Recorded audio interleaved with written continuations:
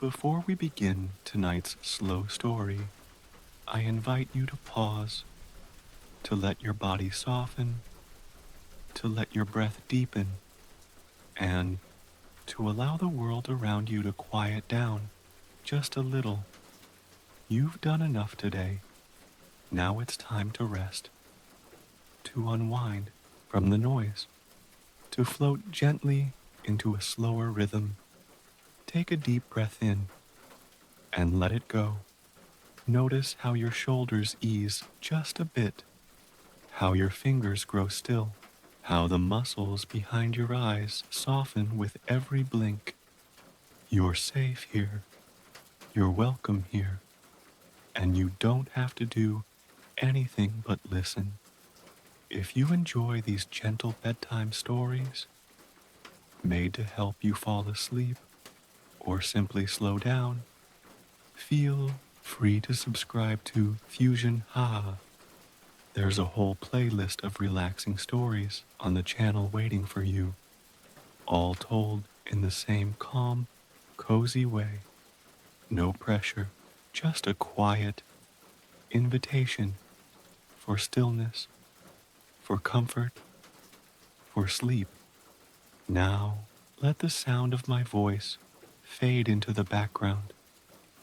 Let each word arrive like a soft breath on your skin. Let your thoughts drift like leaves floating on water. You don't need to stay awake for the whole story.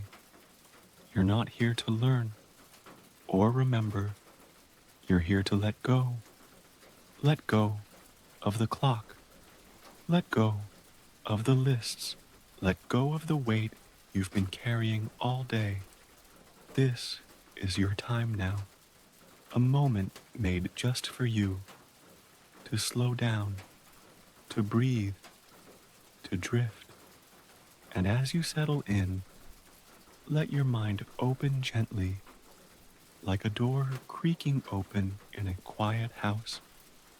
Let the rest of the world fall away. You're not in a rush. You're not behind. You're exactly where you need to be. Your story is about to begin. But first, just rest here with me in this stillness. Let the hush of evening wrap around you. Let the gentle pace of the story carry you. And when you're ready, we'll begin. Tonight, we begin the story of the red double-decker bus, but we won't start with the engines. We'll begin where most things in London do, with the horses. London in the early 1800s didn't yet have its famous red buses. In fact, it didn't have buses at all. What it did have was a maze of muddy streets, horse hooves clopping endlessly, and carriages bouncing over the uneven ground. Smoke drifted from chimneys. Newspaper sellers shouted from corners. And if you wanted to go from one side of the city to the other, you had two main options: walk or hire a horse-drawn carriage.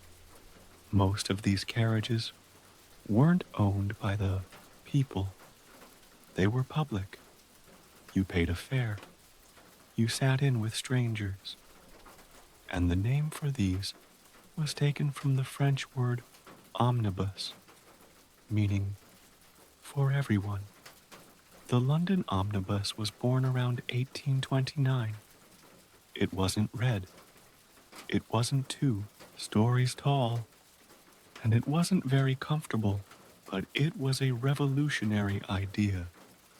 A shared ride through a bustling city available to ordinary people.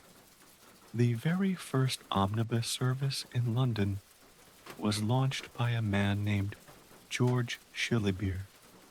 He was inspired by similar services in Paris and decided to try one in the heart of London. Shillibeer's omnibus had space for about 20 people and was pulled by 3 horses. Its route ran from Paddington to the Bank of England, a long stretch through the city's noisy, growing heart. At the time, people were fascinated.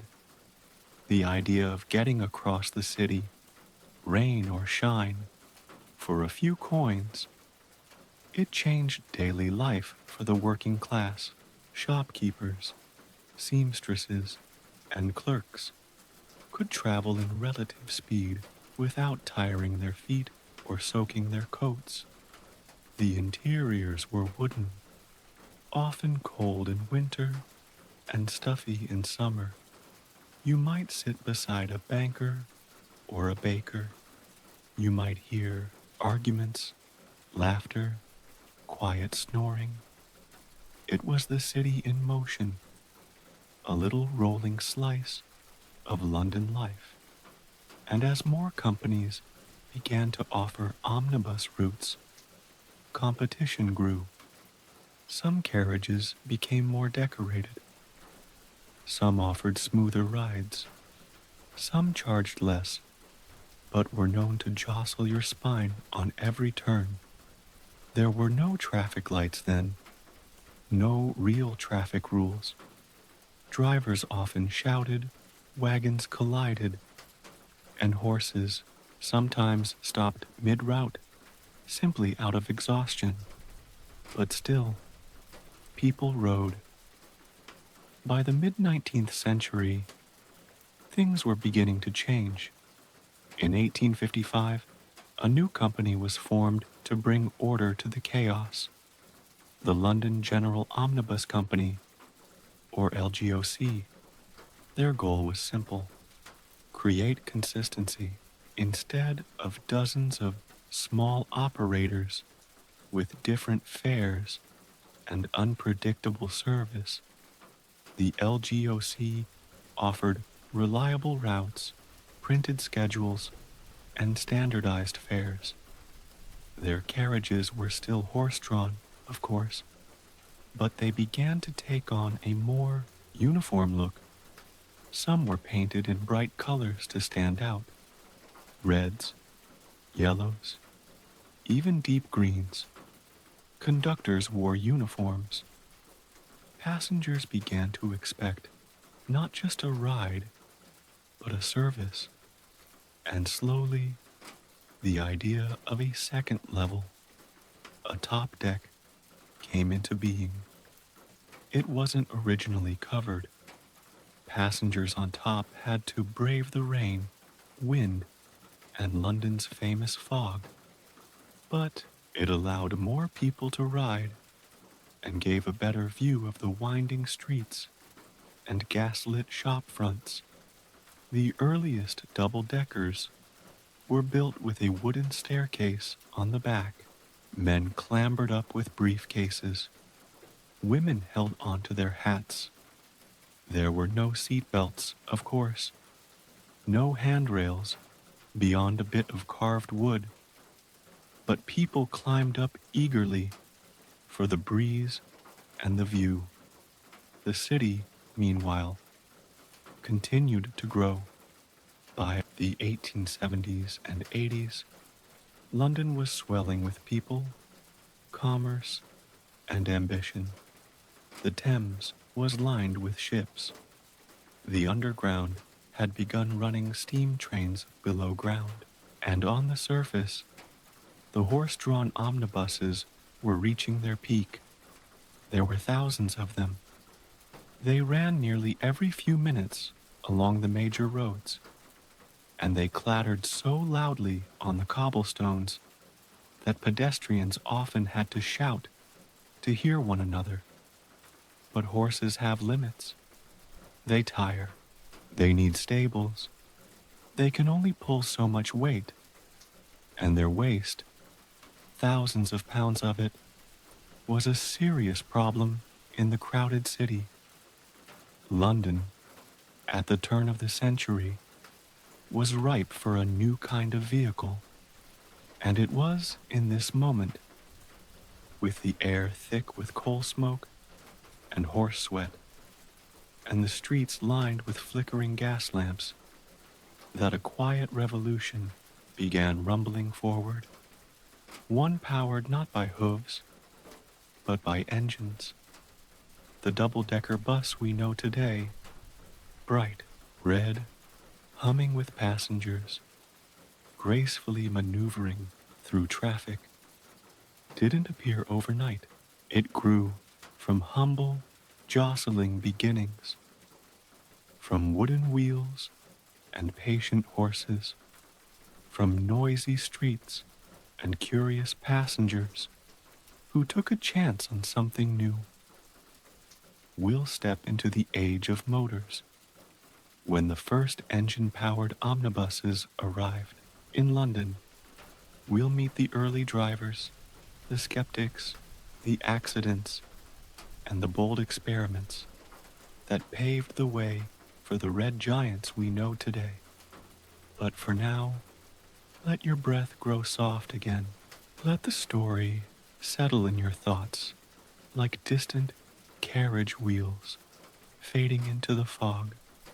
The city stills, the gas lamps flicker, and the old wooden buses roll quietly into memory.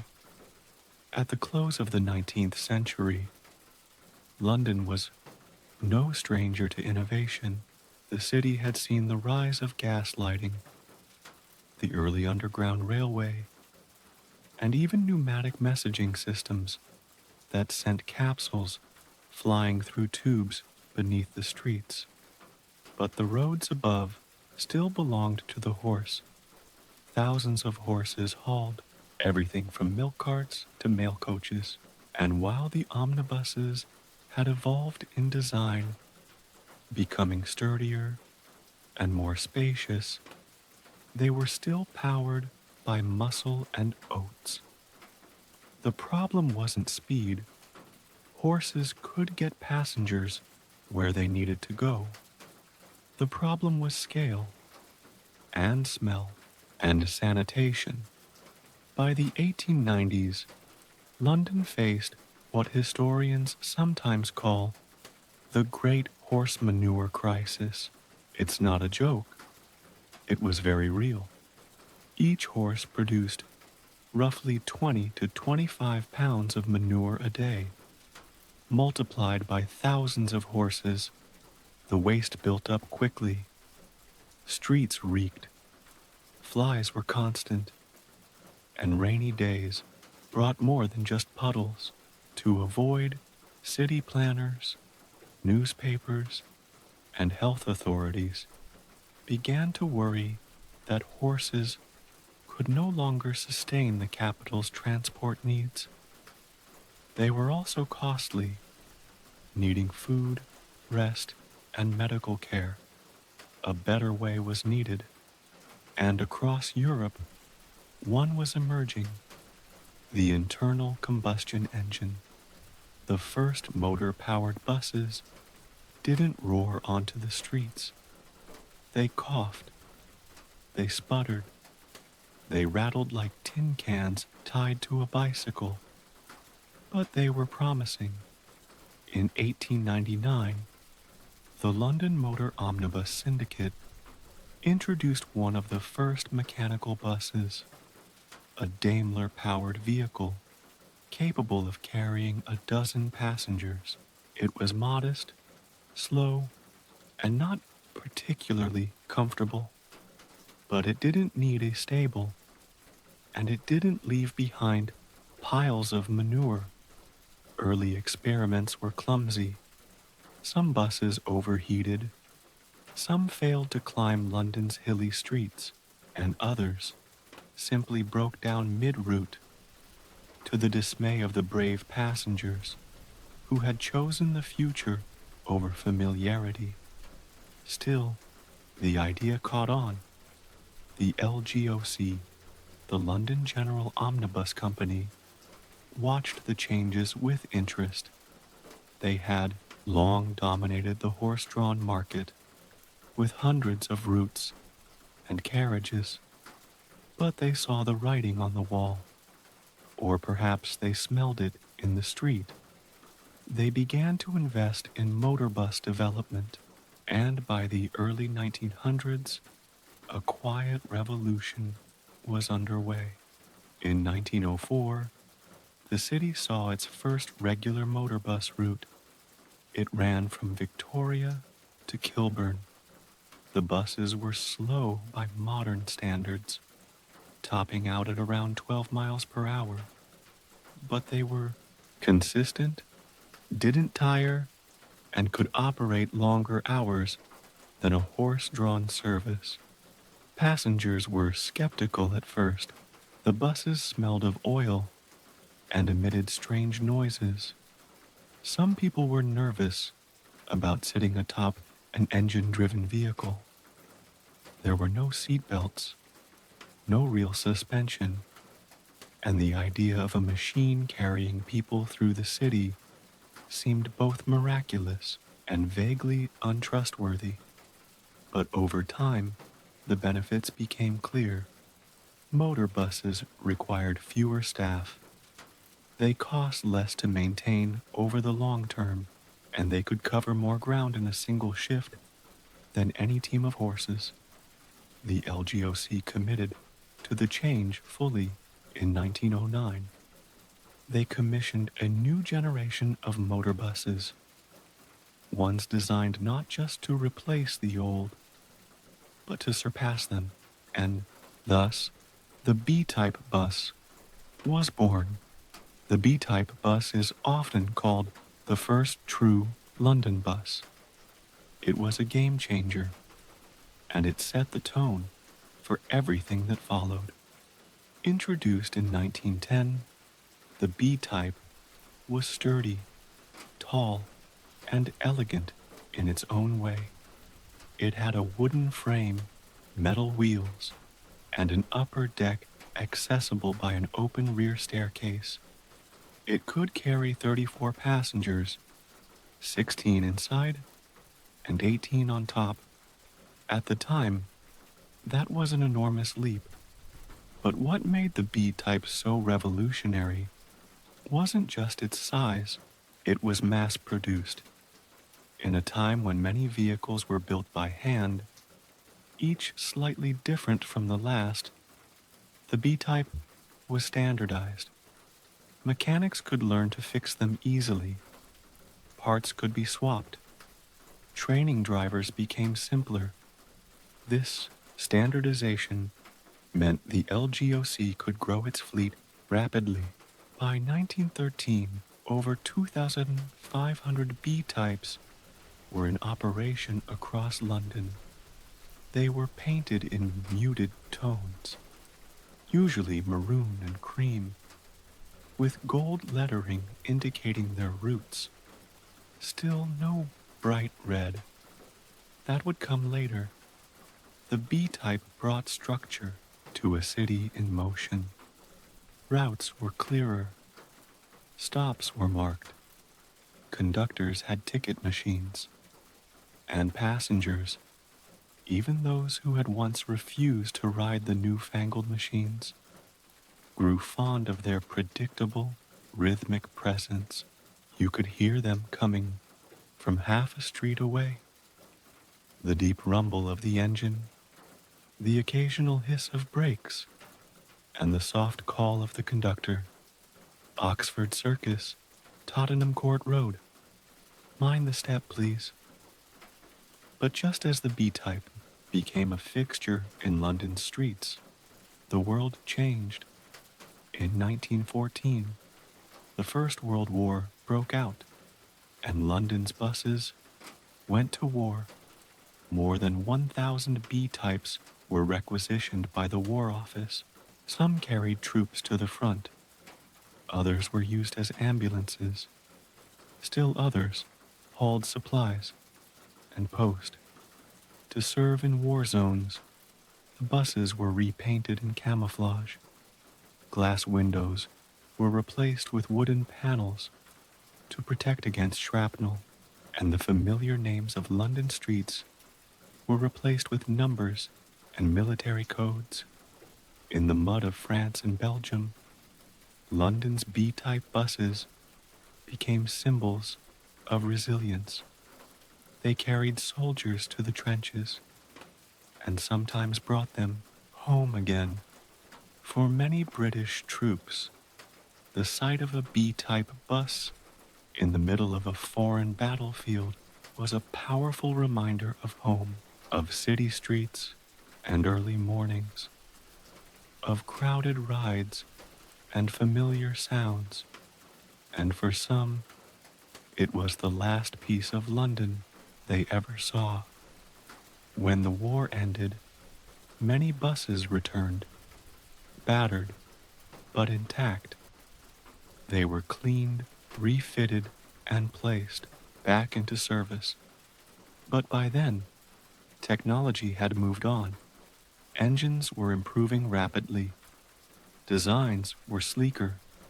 The B-type, once revolutionary, was beginning to look old. By the 1920s, new models were appearing, heavier, faster, more durable. But with each new version came more of the character we now associate with a classic London bus: closed tops to protect from rain, better suspension, improved safety features, and gradually the move toward the iconic red paint. But that's for another night. Tonight, we leave the story just as the city begins to transform again. The war is over, the streets are noisy but full of hope, and the motor bus, no longer an experiment but a lifeline, hums steadily down the lane. In part 3, we'll explore the golden years between the wars, when the London bus became not just transport, but a symbol of modern life. We'll see how style, color, and engineering came together to give us the earliest glimpses of the red giants that now grace postcards and tourist dreams. For now, let the hum of the motor fade in your mind. Let the memory of smoky engines and brave conductors drift like steam on the wind. You're safe, you're still, and the city moves gently beneath your dreams. By the early 1920s, London was recovering. The war had taken its toll on people, on buildings, and even on buses. The trusty B-type vehicles that had ferried passengers through the city streets before the war had also carried troops to the front lines. Now, many of them returned, worn but still running, and were pressed back into service as the city tried to rebuild its routines. But even as those old models rumbled down the streets again, it was clear their time was ending. In just a few short years, technology had advanced. Engines were more powerful, mechanical reliability had improved, and public expectations had grown. The people of London wanted more: smoother rides, cleaner interiors, more safety, and greater comfort. In response, bus manufacturers began to experiment. Among the companies at the forefront was the London General Omnibus Company, LGOC, still the city's largest operator. They knew they couldn't cling to the past. The future of transport was knocking, and it had a stronger engine and a sleeker frame. The first major update came with the K-type bus, launched in 1919. It looked like a cousin to the B-type, familiar, but more refined. The K-type featured a wider body that allowed for a central gangway inside the bus, giving passengers easier access to seats. Before that, people often had to squeeze in uncomfortably or climb over one another to reach the far end. This small, Change made a big difference. More changes followed. The seating capacity increased.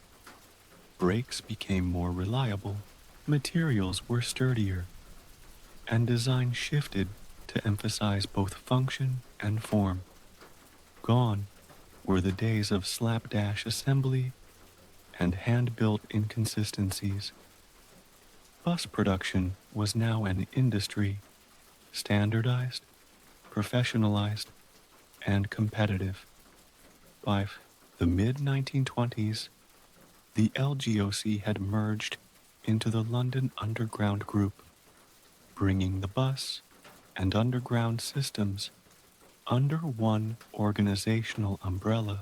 This move was part of a broader push towards systematizing London's entire public transportation infrastructure, one that would lead, eventually, to the birth of the iconic Transport for London (TfL) brand decades later. But in the meantime, Londoners were seeing changes on their streets. Buses were running more frequently, fares were becoming more regulated, and gradually, the look of the vehicles was evolving. While many were still painted in a mix of colors, maroon, green, cream, a growing number of buses started appearing in bold, unmistakable red. The choice wasn't accidental. Red stood out against the gray fog of London skies. It was visible from a distance, useful in a city where pedestrians, cyclists, and carts all shared the road. Red had long been associated with public authority in Britain. Think of the red postbox, the red telephone booth, and the red uniforms of the British military. It made sense to extend that symbolism to the buses that now carried millions of people each year. But the red wasn't universal, at least not yet. Different companies still ran their own colors in various parts of the city, leading to a kaleidoscope of designs. In South London, the Thomas Tilling Company ran green buses. In the suburbs, other operators chose yellow or blue. It wasn't until London Transport was officially created in 1933 under the London Passenger Transport Board that the city's buses began to adopt a consistent red scheme. Still, even before this unification, the idea of the Red London bus had begun to settle in the public's mind. As buses grew larger and more advanced, they became more than just practical vehicles. They became part of the city's daily rhythm. Familiar, dependable, and increasingly iconic. One of the most beloved models to emerge in this period was the NS type, introduced in 1923. It built on the success of the K type, but added further refinements, a more powerful engine, improved suspension, and, for the first time, an enclosed upper deck. This was a big deal. For decades, passengers on the top level had been exposed to wind, rain, and soot. The enclosed upper deck was not just a comfort, it marked a turning point in how buses were experienced. Inside, the NS type offered upholstered seats, electric lighting, and more legroom for passengers who had endured the creaky, crowded horse-drawn omnibuses of decades past. The NS was nothing short of luxurious. And then came the LT type in 1929, a sleek, streamlined design that looked entirely modern. It was built for the long haul, with a longer chassis and a more robust build. The LT-type buses could carry over 50 passengers and became a familiar sight in central London. They also began to feature advertisements, small ones at first, but they would soon cover the sides of buses in bright posters advertising everything from soap to cigarettes to new West End plays. Meanwhile, the conductors remained a defining part of the bus experience, with their distinctive uniforms, ticket machines, and loud calls of "Move along, please." They kept the system running smoothly. It was their job to maintain order, manage fare payments, and assist passengers, particularly during rush hours when buses were packed to capacity. The drivers, too, became known for their skill and patience. Driving a double-decker through London's narrow, twisting streets required serious talent. Many were former military drivers, used to handling large vehicles under pressure. They became local celebrities in their own right, always recognized in their neighborhoods, always ready with a story or a joke. Despite the advancements, there were still challenges.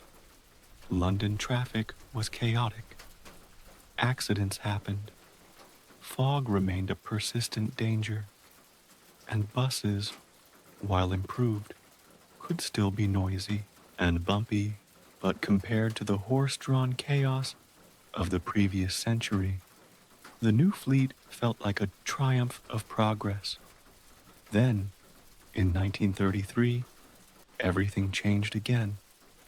That year, the London Passenger Transport Board, LPTB, was created. This new body took control of buses, trams, and the underground, creating a unified transport system for the first time. The LPTB introduced a series of reforms, including standardizing bus colors, routes, and operations. This is the moment when red truly became the city's color. All central London buses were painted in a deep, rich red known as London Bus Red. The shade was chosen not just for visibility, but for consistency. From that point forward, a red bus meant a city bus, something anyone could rely on, whether commuting to work, visiting a market, or heading home after a night at the theater. The LPTB also began a branding initiative. Bus stops were redesigned. Maps were printed in clearer formats. Staff were given updated uniforms. And most importantly, the vehicles themselves began to carry the now familiar roundel symbol, a red circle with a blue bar across it, reading London Transport. It was during this time that bus routes became better organized. The numbering system was streamlined. Buses began operating on tighter schedules. And though the war was just a few years away, the late 1930s were a golden era of bus design and service in the capital. It's also during this period that the groundwork was laid for what would become the most famous bus model of all, the Route Master. But that part of the story lies a little further ahead. For now, in the space between wars, Londoners were beginning to treat the bus as more than just transportation. It was becoming a symbol of modernity, of shared space, of daily life in a city that never stopped moving. Tourists began to notice them. Artists painted them. Poets even mentioned them in passing. And though technology would keep changing, and though another war would soon test the resilience of the city once more, the foundation had been laid. The Red London bus had arrived, not just on the streets, but in the hearts of the people. When war came to London in 1939, the city did not stop. It couldn't. Shops still opened, workers still commuted, theaters still staged shows, sometimes underground in reinforced basements, and the buses still ran. The Second World War brought disruption to nearly every corner of London life, but perhaps one of the most underestimated aspects of the city's resilience was its transport system, and among that, its buses, especially the red double-deckers, played a quiet, unshakable role. At the time, London's buses were largely operated by the London Passenger Transport Board, LPTB, the Unified Transport Authority that had only recently been formed in 1933. They had spent much of the 1930s modernizing routes, building new depots, and investing in cleaner, more reliable fleets. By the time war broke out, London's fleet was among the most advanced in the world. But war doesn't respect modernization. Almost overnight, things changed. Drivers and conductors were conscripted.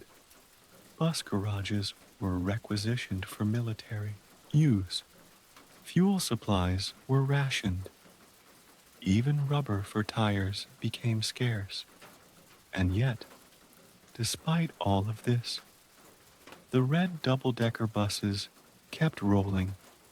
One of the most haunting sights during the early days of the war was the blackout. From September 1939, London was plunged into darkness each night. Street lights were switched off. Windows were covered. Vehicle headlights were shaded so that only a narrow slit of light could escape downward. The aim was to make London invisible from the skies. But for buses, the blackout posed enormous challenges. Drivers could barely see. Conductors fumbled with ticket machines in the dark, and passengers boarded nervously, trying to remember their stops in streets that had become unfamiliar under the shadows of war. To help, buses were painted with special reflective markings. Large white outlines were painted around the edges of the buses, including the bumpers and windows. This ghostly silhouette helped prevent collisions between vehicles in the foggy, lampless streets. Even so, accidents were frequent, but Londoners adapted. They learned to recognize their stop not by signage, but by the curve of a building, the smell of a bakery, or the particular sound of a turning corner. Drivers adjusted to the new conditions with a kind of quiet heroism. They worked long shifts. Many had no military exemption, but chose to stay because their job, keeping the city moving, had suddenly become a form of national service. Some buses were converted for wartime roles. Certain routes were turned into ambulances. Others carried fire crews or mobile communication teams. Some even had their roofs reinforced to carry stretchers. Meanwhile, bus depots were fortified. Sandbags were stacked. Bomb shelters were built, and conductors began to carry gas masks along with their ticket rolls. The buses were no longer just a way to get from A to B. They became a symbol of something more, of continuity, defiance, and calm under pressure. And then came the Blitz. Between September 1940 and May 1941, London was bombed almost every night. German planes rained explosives on docks, rail stations, factories, and yes, bus roads. Streets were torn up, roads were blocked, entire neighborhoods vanished overnight. And yet, the next morning, if it was physically possible, the buses ran, passengers boarded with soot on their coats and dust in their hair. Many had slept in shelters or on underground platforms. They spoke quietly, often exhausted, often still shaken, but the simple act of riding a familiar bus route, of returning to something known, was itself a small victory. Drivers learned to reroute instinctively. They'd spot a crater or a collapsed building and adjust course without a fuss. Conductors, many of them women for the first time in large numbers, stepped in seamlessly. Indeed, one of the wartime transformations was gender. With so many men off at war, women took on roles that had previously been closed to them. They drove buses, maintained engines, issued tickets, swept depots, and managed schedules. Many passengers were initially unsure. Some worried aloud about safety. Could a woman handle a double-decker bus through the wreckage of London streets? But doubts faded quickly. Women proved not just capable, but indispensable. They learned the routes. They braved the bombs. They kept the system going. Some even found a kind of unexpected pride in the work. It was exhausting, often dangerous, and usually thankless. But it mattered. One driver, a woman named Elsie Cooper, became something of a local legend in her East London neighborhood. She drove Route 15 through some of the most bomb-damaged areas of the city. And no matter how bad the damage from the night before, she arrived each morning, uniform crisp, cap tilted, just so, hands steady on the wheel. For riders who had lost homes, shops, and sometimes family members, Elsie's appearance at the usual stop felt like hope in motion. Buses were also key to evacuation efforts. When children were sent from the city to the countryside, many were collected by bus. Rows of wide-eyed children with tags around their necks climbed aboard, not knowing where they were headed, just that the city was no longer safe. And still, the buses rolled. Sometimes they rolled over rubble. Sometimes they stopped mid-route to allow a bomb disposal crew to do their work. Sometimes they paused at a corner where a familiar shop no longer stood, but they moved. When the war turned and the bombings slowed, the buses were among the first signs that London was regaining its pulse. Routes were slowly restored. Bombed garages were repaired. New buses were commissioned, built with post-war austerity in mind, but carrying a quiet determination in their frames. And those buses, worn, patched, sometimes rusting at the edges, carried people to church services, marking the war's end. They carried workers to their first peacetime jobs. They carried lovers, friends, and families, reunited at long last. The war changed London's buses permanently. The role of women in the transport workforce wouldn't be easily undone.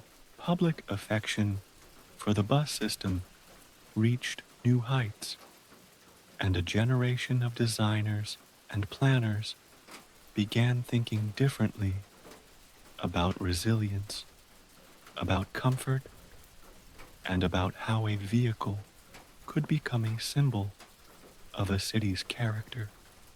The red double-decker bus had earned its place in London's identity not just through design or convenience, but through service, service in the deepest sense. During the darkest nights of the Blitz, when the city seemed to unravel, the buses stayed on their routes. They became, in a strange way, part of the resistance, not with weapons, but with wheels.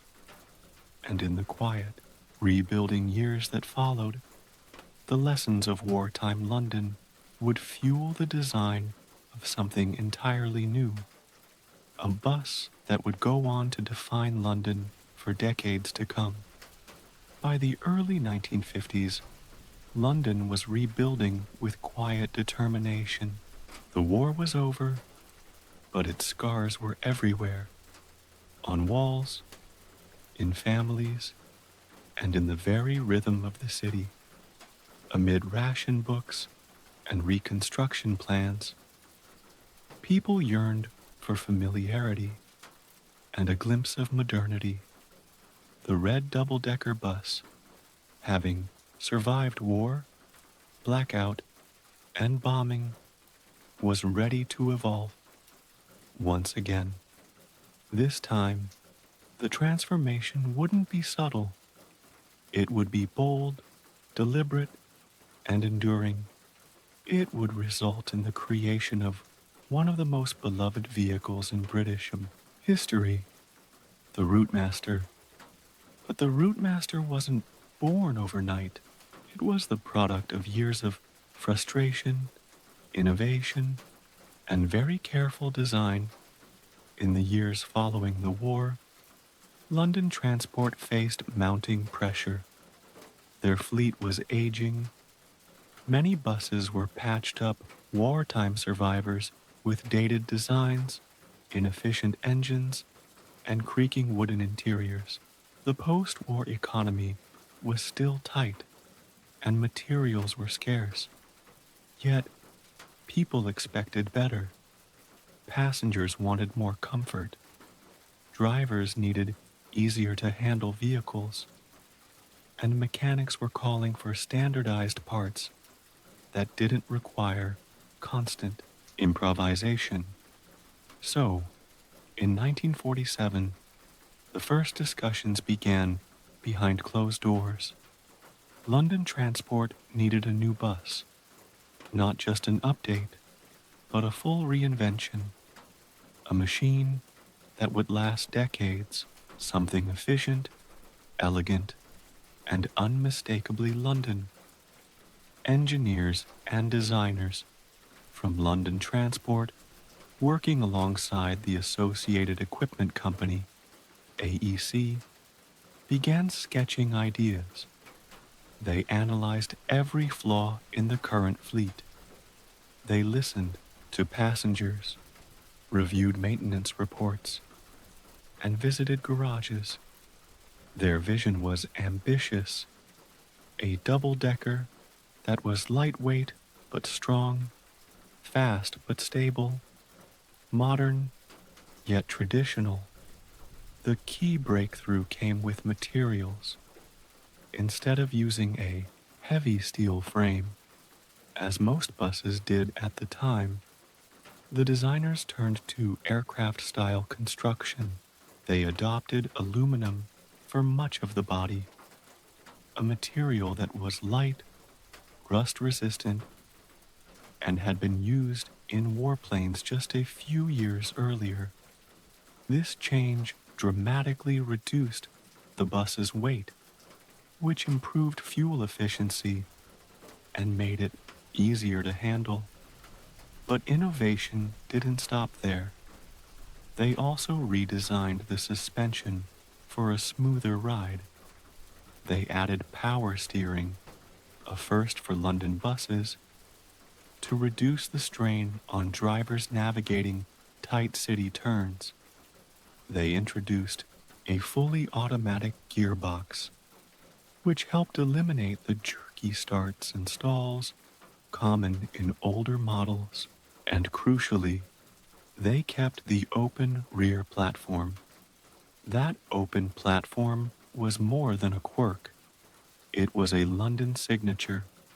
It allowed passengers to hop on and off at traffic lights, to squeeze in during crowded rush hours, and to exit swiftly without waiting for the bus to stop fully. It wasn't the safest design by today's standards, but in the post-war city, it was familiar, convenient, and part of the rhythm of daily life. In 1954, the prototype, known as RM1, was finally unveiled. It was sleek, red, and full of small refinements. The body was more curved than its boxy predecessors. Windows were larger, allowing more natural light. Inside, seating was more spacious and comfortable, with durable upholstery and better lighting. Even the staircase to the upper deck was redesigned to be gentler, curving along the side wall for ease. The public responded immediately. During trials, the routemaster drew attention wherever it went. Children pointed. Pensioners praised the smooth ride. Drivers appreciated the handling. And for conductors, the layout meant more space to move and more passengers to serve. Production began in earnest in 1958. London Transport had committed to this new vision, and soon, routemasters began replacing older models across the city. Each bus was built at Park Royal Vehicles in northwest London, then fitted with AEC engines in Southall. The rollout was swift but careful, with staff trained specifically on how to drive, maintain, and operate these new machines. Over the following years, the routemaster became more than just a bus. It became the bus. It wasn't just red. It was brilliantly red, coated in a gloss that seemed to shine even under gray skies. It wasn't just tall. It was proud, with a presence that dominated the street without arrogance. And it wasn't just functional. It was stylish, dignified, and somehow friendly. At its peak, over 2,800 routemasters were in service across London. They ran on nearly every major route. They became fixtures in neighborhoods from Hackney to Hammersmith, Brixton to Barnet. Each bus had its own number, its own route, and its own personality. Some drivers decorated their cabins with photos or small trinkets. Conductors grew familiar with regular passengers and their routines, knowing who got off near the grocer's, who needed help with a pram, who preferred the front seat on the upper deck. And for Londoners, the routemaster became more than infrastructure. It was a companion in daily life.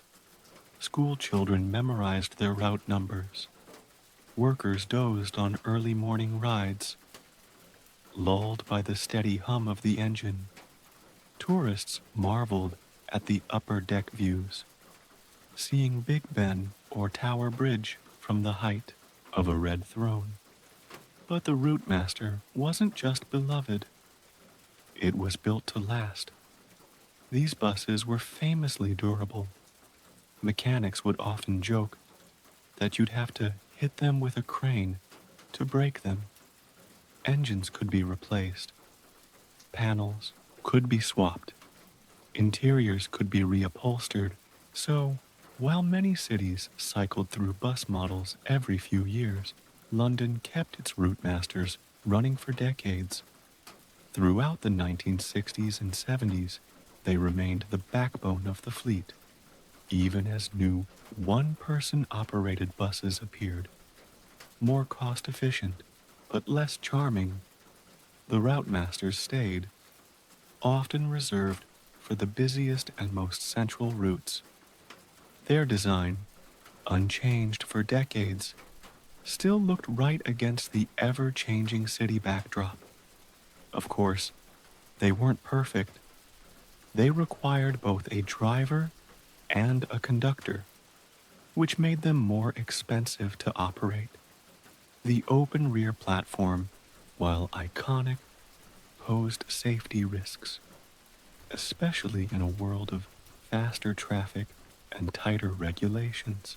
And accessibility was an issue. Boarding required climbing steps, which made them difficult for elderly passengers, wheelchair users, or those with prams. By the 1980s, conversations began about the future. Could the Routemaster survive in a modern transport system? Many thought not, but Londoners pushed back. Petitions were signed, campaigns were launched, and slowly, the Routemaster shifted from being just a vehicle to being a heritage object, a piece of working history. Some routes retained them as part of a heritage service, where the buses ran shortened journeys, primarily for nostalgic purposes. Tour companies adapted Routemasters for sightseeing. Private collectors bought and restored them. And still, even with new designs on the streets, the presence of a Routemaster turned heads. It's difficult to measure just how deeply embedded the Routemaster became in the public imagination. It appeared in films, music videos, fashion shoots, and advertising. It was referenced in novels and political cartoons. It became, quite literally, a postcard image of London, alongside red phone boxes, black cabs, and rain-slicked pavements. But behind the nostalgia was a real story of engineering triumph. A bus designed not just to look good, but to work hard and to serve a city through eras of change. It had begun as a technical solution.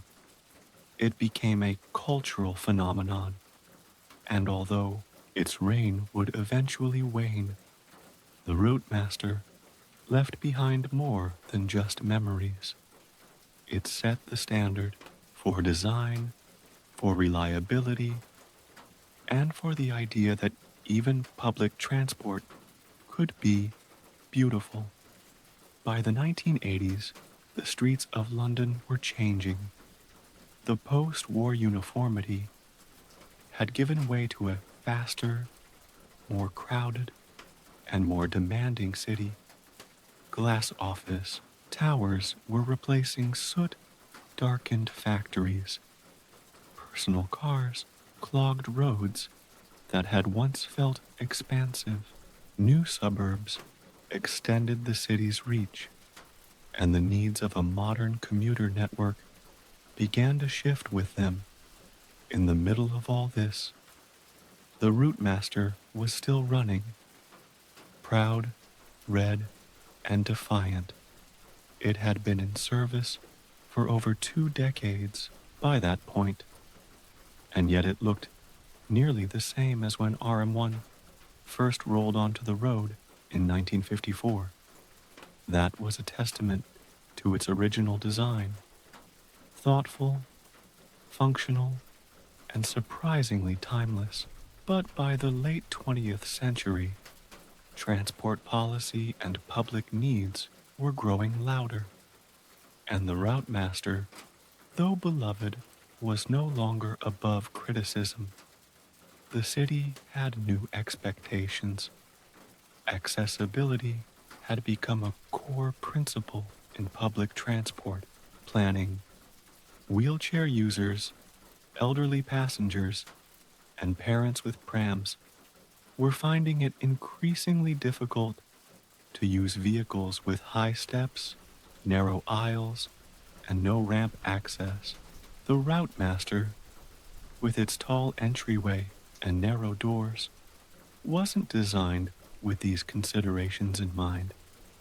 Not because of negligence, but because in the 1950s, nobody had asked for them. Now, people were.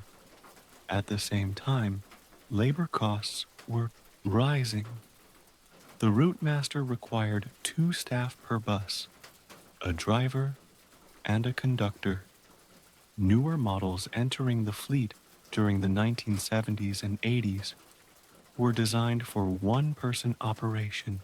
The driver could take fares and monitor doors electronically, eliminating the need for a second worker. This was efficient, if less personal. The route master, meanwhile, clung to its rear open platform. Charming, yes, but expensive. It also raised safety concerns. People were still hopping on and off mid-traffic. Accidents, while not rampant, did occur. Insurance costs ticked upwards. Risk assessments began to stack against the old bus. Despite this, public affection remained strong. In surveys and editorials, people described the route master with warmth. It was reliable, friendly, a piece of the city. Tourists flocked to ride them. Artists continued to paint them for Londoners who had grown up with them, or watched them take grandparents to market and children to school. The buses represented something more than metal and motion, so the authorities hesitated. Throughout the 1990s, Transport for London, TfL, faced a difficult balancing act: modernize the fleet to meet the demands of the 21st century, or preserve the heritage that made London transport so globally recognizable. Behind closed doors, timelines were drawn up. Fleet managers knew the route masters couldn't last forever. Spare parts were becoming harder to source. Some replacement components had to be custom manufactured, often at considerable cost. Engine technology lagged far behind emissions standards. Even though many buses had been refurbished, some even retrofitted with new engines, the core of the vehicle was still decades old, and yet removing them felt unthinkable. In 2003, Ken Livingstone, the then mayor of London, announced the beginning of the end. The route masters would be phased out in favor of fully accessible, one-person operated buses. The final full-service route, the famous Route 159 between Marble Arch and Streatham, would see its last route master run in December 2005. The public reaction was swift and deeply emotional. Newspapers printed farewell spreads. Columnists described the decision as the death of character in London. Photographers gathered at bus stops to capture the final weeks of the Route Master in full service, and thousands of Londoners lined the streets on that final day, not for a parade, but for a goodbye. Bus R22-17, polished and gleaming, made the last official journey on Route 159 on December the 9th, 2005. There were no accidents, no speeches, no confetti, just a steady crowd of commuters, fans, and nostalgists, waving, snapping photos, and writing one last time. But that wasn't quite the end. TfL, recognizing the cultural weight of the Route Master, announced that 2 heritage routes would be maintained, limited services running in the city's most historic areas, using preserved route masters in tip-top condition. These routes, 9H and 15H, served areas like Trafalgar Square, the Strand, and the Tower of London. It was part tourism, part tradition, and part gentle refusal to fully let go. These heritage routes ran for several more years. Conductors were brought back. The buses were maintained meticulously, cleaned daily, and celebrated by both visitors and locals. They became rolling museums, still doing the job they were built for, but now with the understanding that they were relics of a different time. Eventually, even these final services ended. Route 9H in 2014 and Route 15H in 2019. That brought the Route Master's public service career, at least in regular TfL service, to a quiet, dignified close after more than 6 decades on the road. But the Route Master refused to disappear entirely. Private companies bought and preserved them. Wedding parties rented them for classic photo ops. Restored models were sent to exhibitions, rallies, and historical shows. A few were repurposed into mobile cafes, libraries, or classrooms, their decks filled with bookshelves or espresso machines instead of benches. Some were shipped overseas, still in their bright red livery, serving as moving advertisements for London's style and resilience.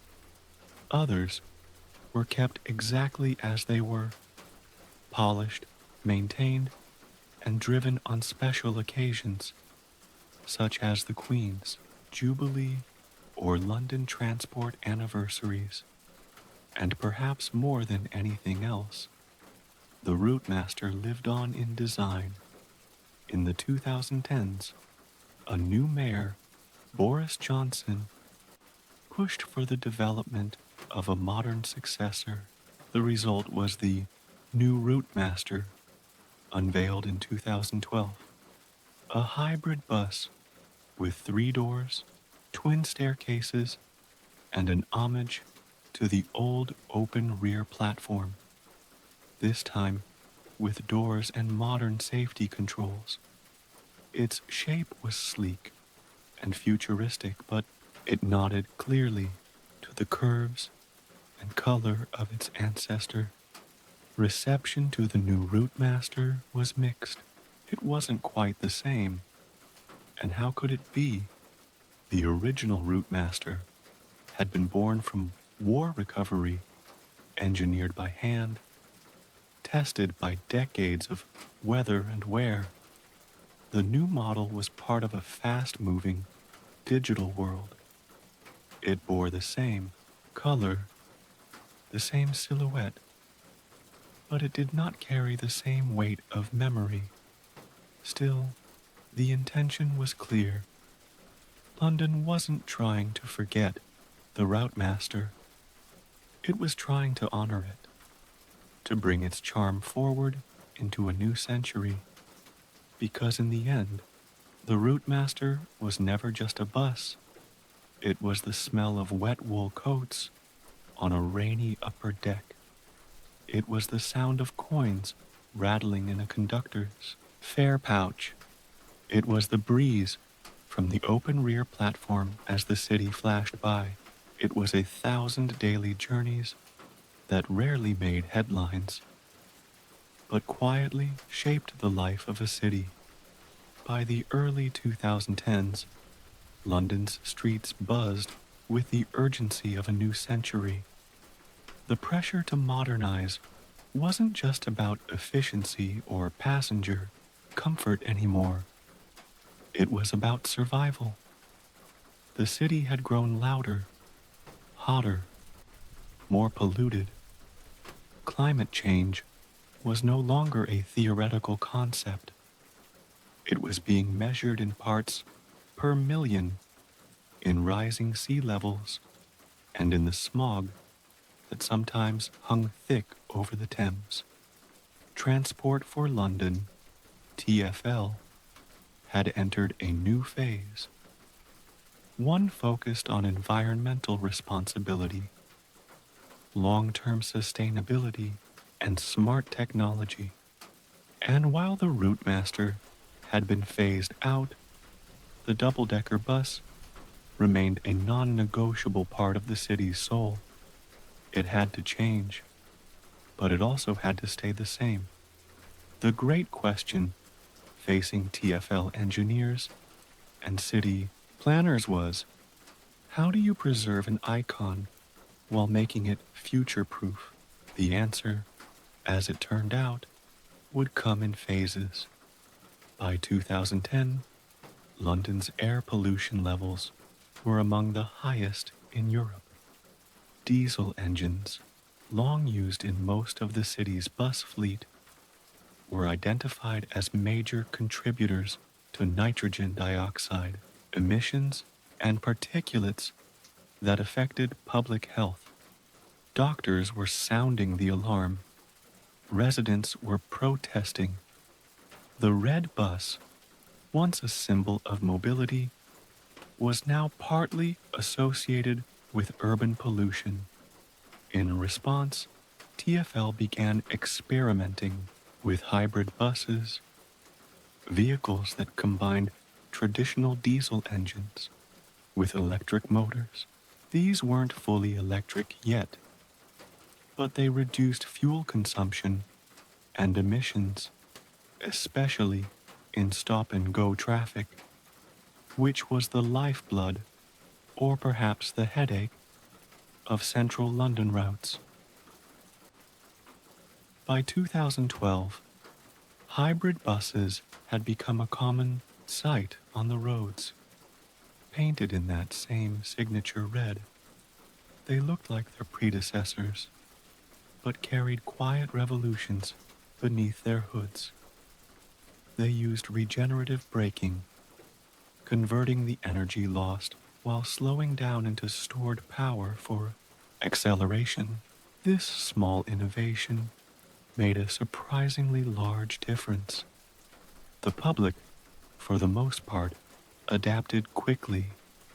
Passengers noticed that the ride was quieter, less jerky.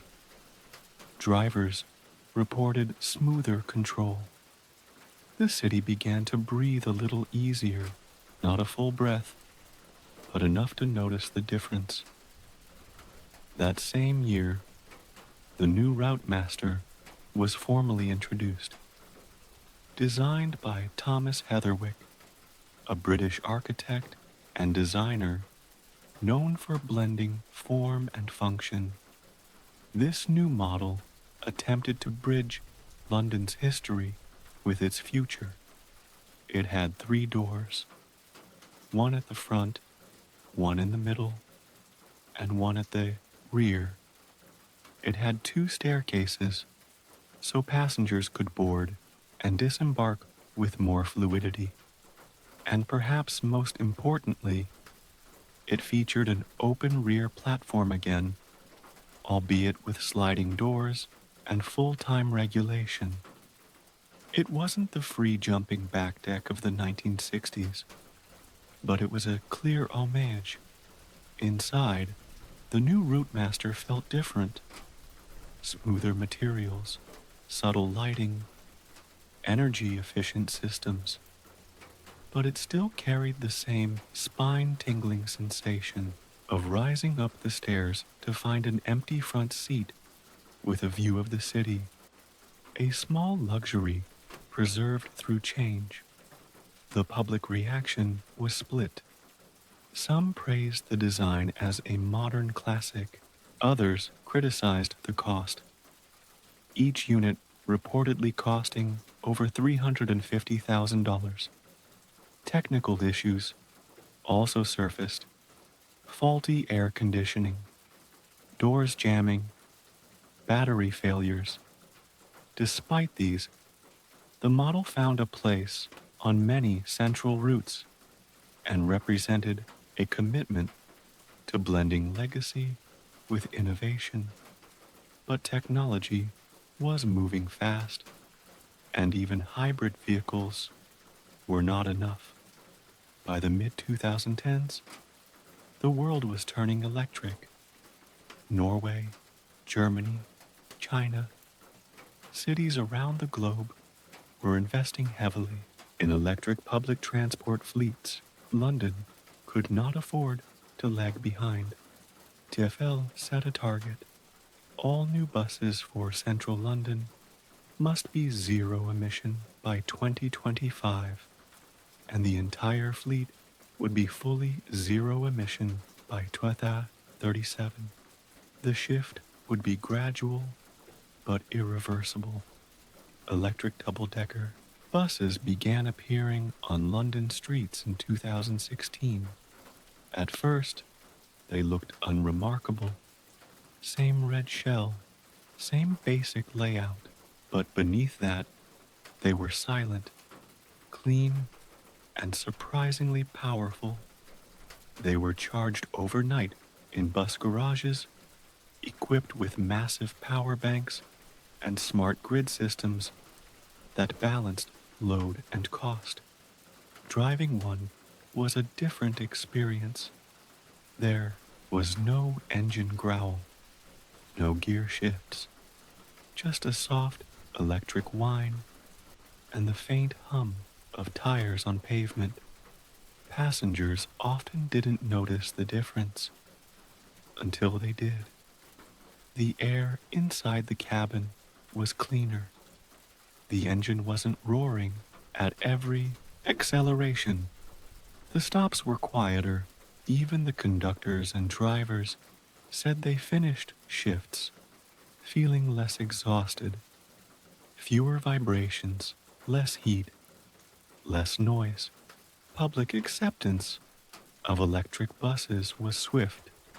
As emissions zones tightened and health concerns rose, many Londoners began to feel not just preference, but pride. The double-decker wasn't just iconic anymore. It was progressive. Behind the scenes, innovation continued. Some buses were equipped with USB charging ports, Wi-Fi, and low-glare LED lighting. Others used AI-assisted routing to optimize fuel usage and time management. In parallel, hydrogen buses were also trialed, emitting only water vapor, capable of longer ranges than battery electrics. They were more expensive, but a promising addition to London's multi-technology fleet. By 2020, more than 300 electric double-deckers were on the road. That number climbed sharply in the following years. London, once plagued with pollution from its own proud fleet, was now being held up as a model of clean public transport transformation. Still, there were trade-offs. The electric buses were expensive to maintain and required complex charging infrastructure. Older depots had to be upgraded. Engineers and mechanics had to be retrained. Some traditionalists mourned the fading growl of the diesel engine, the vibrations of power beneath their feet. But overall, the mood had shifted. The red double-decker had once represented convenience, then resilience, then design. Now, it stood for sustainability, for a future where cities didn't have to choose between movement and clean air. By 2024, the goal had sharpened: zero emission zones, electric-only routes, green depots, AI-powered scheduling. But through all this change, one thing didn't shift: the silhouette. No matter the engine, no matter the technology humming below, the double-decker still looked like London. It still stopped in the same familiar places. It still gave that same view from the front of the top deck, a glimpse across bridges, towers, markets, and memories. It had changed its heart, but not its face. And even as the 2030s loomed and driverless bus pilots began appearing in trial runs, the city clung to its tradition of red. Design tweaks came and went: curved windscreens, wraparound LED displays, more aerodynamic fronts. But the soul of the London bus held steady. It's one thing for a city to build an effective transport system. It's another for that system to enter the imagination of the world. London's red double-decker bus didn't just move people. It became part of how people imagined London itself. Tourists arriving at Heathrow or St. Pancras might have seen the city in magazines, on TV, or in film long before ever stepping foot on its streets. And what they saw, nearly every time, was the unmistakable silhouette of a red double-decker bus gliding past Big Ben, weaving between black cabs, rolling over Tower Bridge, or parked near a fog-slicked curb in the early morning light. It was always there, not as background, but as emblem. Few transport systems in the world have achieved such symbolic status. New York has its yellow taxis, Venice, its gondolas, but London's double-decker, particularly in its red livery, didn't just belong to the street. It lived in the collective mind. The shift from utility to icon didn't happen overnight. Back in the early 20th century, the bus was just that, a bus. No one waxed poetic about the B-Type's exposed staircase or the jolting ride of the NS model. They were workhorses, reliable, but unromantic. It wasn't until the post-war years, with the rise of the Routemaster, that something changed. Perhaps it was the design, sturdy but elegant, boxy yet well-proportioned. Or maybe it was the color, a red so rich and unapologetic that it stood out even on London's gloomiest days. More likely, it was a slow accumulation of public affection, a million small interactions, the friendly nod of a conductor, the quiet view from an upper deck window on a rainy afternoon, the familiar shudder as the bus pulled away from the curb. Whatever the cause, by the 1960s, the bus had graduated from infrastructure to identity. It began appearing on postcards, sometimes alone, sometimes with red phone boxes or beefeaters. It featured on biscuit tins and jigsaw puzzles. Children played with Root Master toys. Artists began using it as shorthand for London itself. Pop culture followed quickly.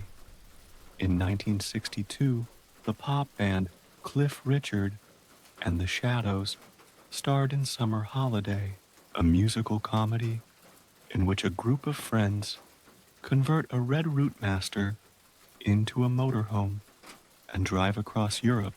The film was lighthearted, catchy, and deeply rooted in British optimism, and the bus was its heart. That same decade, the Rootmaster began appearing in TV programs and novels. It was a setting, a prop, a punchline, and in many cases, it was a symbol of a city that was changing but still recognizably itself. In children's books, the bus was anthropomorphized, given eyes, voices, and personalities. One classic example was Buster the Bus, a cheerful double-decker with dreams of adventure. In these stories, the bus wasn't just a machine, it was a friend, a guide, a gentle giant with red paint and a kind face. In film, the double-decker became visual shorthand. In international movies, it was often the first thing shown when the plot moved to London. It might be seen crossing Westminster Bridge, or stopping in front of Harrods, or threading through Notting Hill. Filmmakers loved its levels, the ability to shoot dialogue scenes upstairs, or show characters chasing each other up the spiral staircase. Romantic montages played out through its windows. Chases were staged around its curves. The bus was many things, but above all, it was instantly, undeniably London. This symbolism wasn't lost on the city itself. Transport for London leaned into the image. Posters, advertisements, and branding often featured stylized illustrations of the double-decker. It became a mascot, not officially, but functionally. Children's programs about road safety used cartoon versions. Campaigns about public transport improvements showed sleek digital renderings of future bus models, always painted red. But it wasn't just children and tourists who loved it. Londoners themselves, through decades of familiarity, developed a kind of quiet attachment. It was the ride home from school, the morning commute, the last bus of the night. With tired legs and soft lighting, the upper deck during a snowstorm, the platform jump when you were running late. Poets began to include it in their work, not as subject, but as setting. An ordinary bus ride became a metaphor for reflection, for passing time, for city life as it moved forward steadily, regardless of what happened around it. Some writers focused on its uniformity, the idea that every bus was essentially the same, yet filled with different lives each time. Others admired its stoic reliability, the way it trundled on regardless of weather, traffic, or politics. Artists, too, found inspiration. Painters created abstract versions, buses as blocks of color. Others went hyper-real, precise brushwork capturing every window reflection. Photographers loved the contrast, the bright red against stone gray buildings or stormy skies. Even fashion designers borrowed from it. Scarves patterned with rows of buses, handbags shaped like miniature route masters, shoes with red stitching that referenced the bus's curved window arches. At this point, the bus was more than a vehicle. It had become part of how the city saw itself and how the world saw London. It appeared during the Olympics. It featured in national celebrations. When the Queen's Jubilee rolled around, a fleet of vintage route masters was paraded through the city. During the 2012 opening ceremony, a specially designed route master even transformed into a giant sculpture, complete with glowing panels and music. In the commercial world, it became branding gold. Souvenir shops filled shelves with tiny die-cast buses. Airports sold them in plush, plastic, wood, and chocolate. Board games featured them. Tea tins carried their shape. Christmas ornaments sparkled in their image. The red double-decker even crossed borders. In Tokyo, a restaurant opened inside an old route master. In Canada, a London-themed diner used a bus as its entrance. In Dubai, vintage route masters offered tourist rides in the desert heat. Everywhere they went, they carried their story, not just of transportation, but of imagination, because at some point they had become symbols not just of London, but of a certain kind of urban magic, a reminder that even daily routines, commutes, errands, rides through drizzle and traffic could be part of something larger, that a bus wasn't just steel and bolts, but memory and motion, and perhaps above all, that a city is best understood not from above or from its skyline, but from the second seat on the upper deck, looking out at the faces, the windows, the rhythm of life flowing forward below. If the red double-decker bus is London's symbol, then it is powered not only by engines and electric motors, but by people. People have always been at its heart, not just passengers, but drivers, conductors, engineers, inspectors, cleaners, and dispatchers. Across generations, these were the quiet professionals who didn't just operate the service, they were the service. While buses evolved through decades of design, gaining power, steering, hybrid batteries, and sleeker profiles, the human roles within them remained steady, full of routine, rhythm, and responsibility. To understand the bus fully, we have to step off the pavement, into the driver's seat, and behind the rear platform. In the days of the route master, driving a bus wasn't simply a job, it was a craft. Drivers were trained for weeks, sometimes months.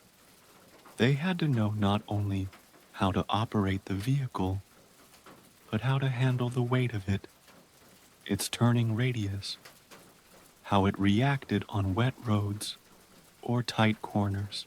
Many of them could feel the engine through their fingertips, sensing problems long before a warning light flickered.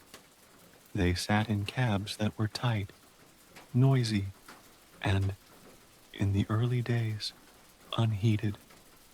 In winter, drivers layered their coats, wore gloves, and learned to blink through icy windscreens. In summer, they kept the small side window open and sweat through the stops.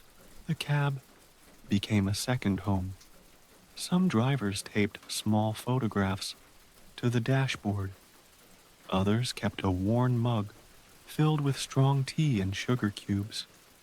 A few had a lucky charm, a coin, a pin, a stone from the beach.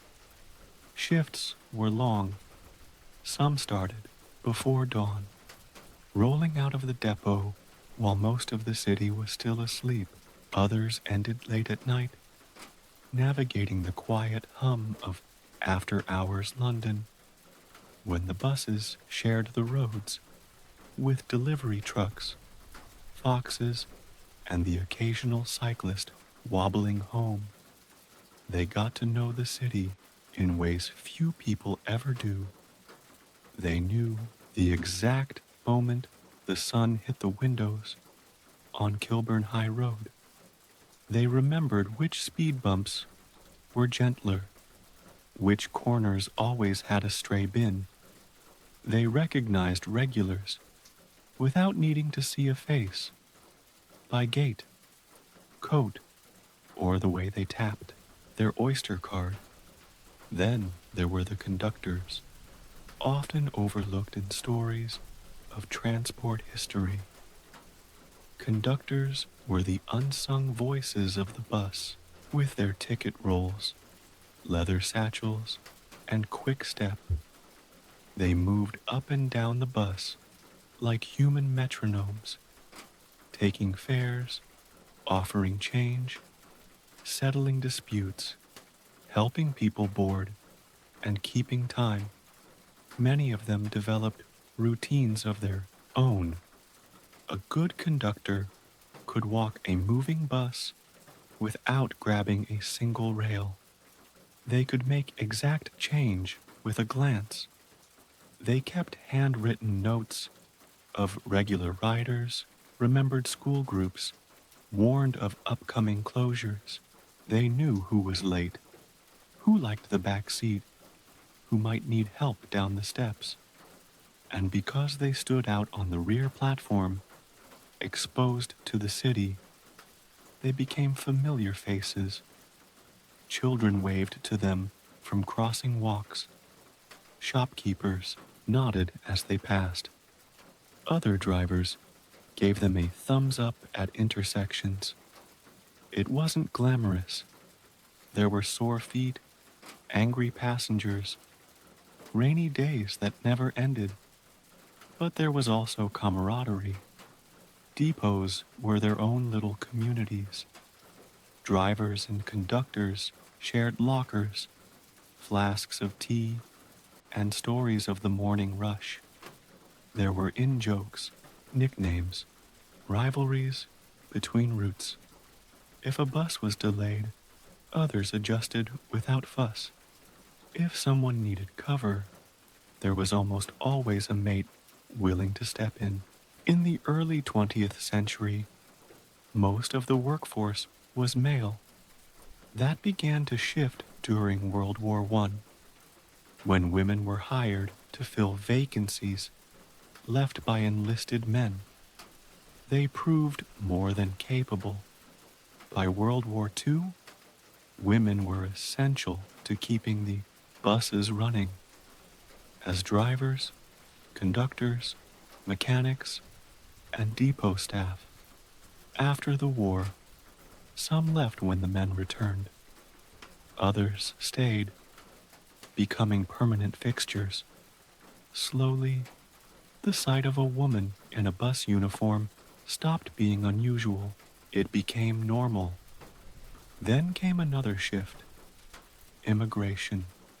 From the 1950s onward, London began to welcome workers from across the Commonwealth, particularly the Caribbean, South Asia, and later Africa. The Windrush generation named for the ship that brought hundreds of Caribbean migrants to Britain in 1948, filled many essential roles in London's post-war economy. Transport was one of them. Men and women from Jamaica, Barbados, Trinidad, and other islands took jobs as bus conductors, drivers, and cleaners. Some faced racism, many were underpaid, overworked, or met with coldness, but they kept showing up. They joined the union, they trained new recruits, they became part of the system, not just operating it, but slowly transforming it. By the 1970s and 80s, London's bus workforce was one of the city's most visibly diverse. Accents mingled in depots. Lunchtimes smelled of curry, patties, and English pies. Birthdays were celebrated with shared sponge cakes and plastic cups of tea. What began as a job became a lifeline to family, to stability, to identity. Some of those early immigrants went on to spend their entire careers in the transport network.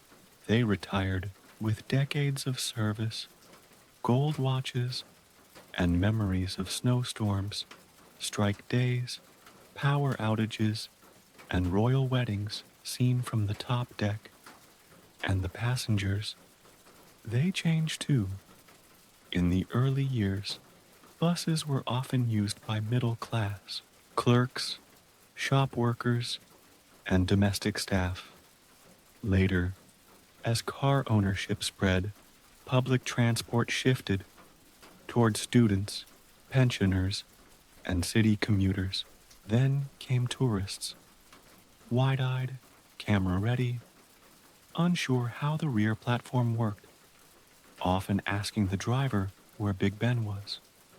People met on buses, fell in love, fell asleep. Children rode them to school, drew their first doodles on the steamed-up glass, tried to race the bus from stop to stop.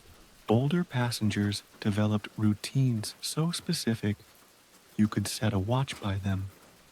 And for many, the bus was a constant. It was there when they moved flats. It was there when the shops changed, when the pubs turned into coffee chains, when new towers rose and old cinemas shut.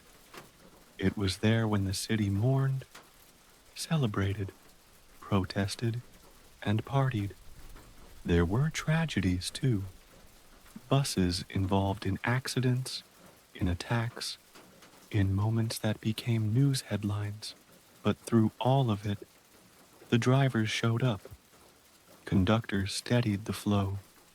Mechanics wiped down dashboards and ran last-minute checks in cold garages. And passengers, despite everything, queued up, tapped in, and boarded. What held it all together wasn't just paint and fuel and route numbers. It was the people, the humans who woke up early, wore the uniform, and believed that a city should always keep moving. Every London bus tells a story, not just in its appearance, its engine, or its drivers, but in the little white number displayed on the front. Route numbers are everywhere, printed on stops, painted on poles, flashing across the front of every bus. Most people think of them as practical labels, ways to get from point A to point B. But beneath those numbers lies a quiet, intricate history of how the city has been mapped, connected, and reconnected over more than a century. The logic of the London bus route is a strange blend of urban planning, geography, politics, economics, and human behavior. And, like so many things in London, it started out rather chaotically. In the early days of horse-drawn omnibuses in the 1800s, there were no route numbers at all. Operators simply painted the names of key destinations on boards above the carriage. You might see something like Paddington, Oxford Street, Bank if you were lucky. The destinations were accurate. If you were less lucky, the horse was tired, the route changed, or the painted sign was simply optimistic. Competition between private operators meant that multiple buses might serve the same route, or none at all. As London grew, this patchwork system began to fail. There were too many buses on the same roads. Passengers struggled to know which bus to take, and operators weren't incentivized to serve less profitable areas. By the early 20th century, efforts were made to bring order to the chaos. In 1906, the London Motor Omnibus Company introduced route numbers for the first time, a small innovation that had an enormous impact. Suddenly, passengers didn't need to memorize destinations. They could look for a number. Bus 11, for example, ran from Liverpool Street to Fulham Broadway. It still does, over 100 years later. Other companies quickly adopted the system. The numbers weren't random. They usually reflected the order in which routes were created. Lower numbers were generally central routes, while higher ones served the suburbs. But it wasn't until the creation of the London General Omnibus Company, LGOC, in 1912, and later the formation of London Transport in 1933, that route numbering became fully standardized. Each route was assigned a number based on geography and function. Main daytime routes used whole numbers like 9, 24, or 88. Night buses, introduced in response to London's growing nightlife, were given the prefix N, so Route N15 served the same general path as the 15. But during overnight hours, there were also suffixes. The letter A might indicate an alternative route, like 68A, a variant of the 68 that took a different final turn. Some buses even had B or C versions. Over time, these became difficult to manage, and many were phased out. In the 1990s, a decision was made to streamline the system. Suffixes were dropped, routes were renumbered, but by then, certain numbers had become emotionally fixed in people's minds. Take Route 38, for example. It runs from Victoria Station through Piccadilly, Holborn, and out to Clapton Pond in East London. It's one of the oldest, continuously operated routes in the city. For generations, people have taken the 38 to work, to the market, to see family. There are stories, weddings where the bride took the 38 to the ceremony, children who used to race it down Essex Road, pensioners who still call it my bus, as though it were theirs alone, or Route 11, known unofficially as the tourist route. It passes Westminster Abbey, the Houses of Parliament, Trafalgar Square, St. Paul's Cathedral, and the city. For the price of a regular bus fare, it offers a front row view of some of the most famous landmarks in the world. Planning these routes isn't simple. TfL employs entire teams dedicated to route optimization. They study traffic patterns, population density, new developments, construction works, and commuter feedback. A single route change can take months to plan. Sometimes a route is adjusted by just a few streets to avoid a bottleneck, to better serve a new housing estate, or to balance crowding across lines. There are also political factors. Changes to routes often require consultation with borough councils. A proposed reroute might save time for hundreds, but inconvenience a handful of vocal residents. In some cases, protests have been held to save a threatened stop. To many people, a bus route isn't just a line on a map, it's a lifeline, a daily ritual, a sign that the city still remembers them. Even the numbering system carries quiet history. Some numbers are retired after major events, others are brought back for heritage routes or commemorative services.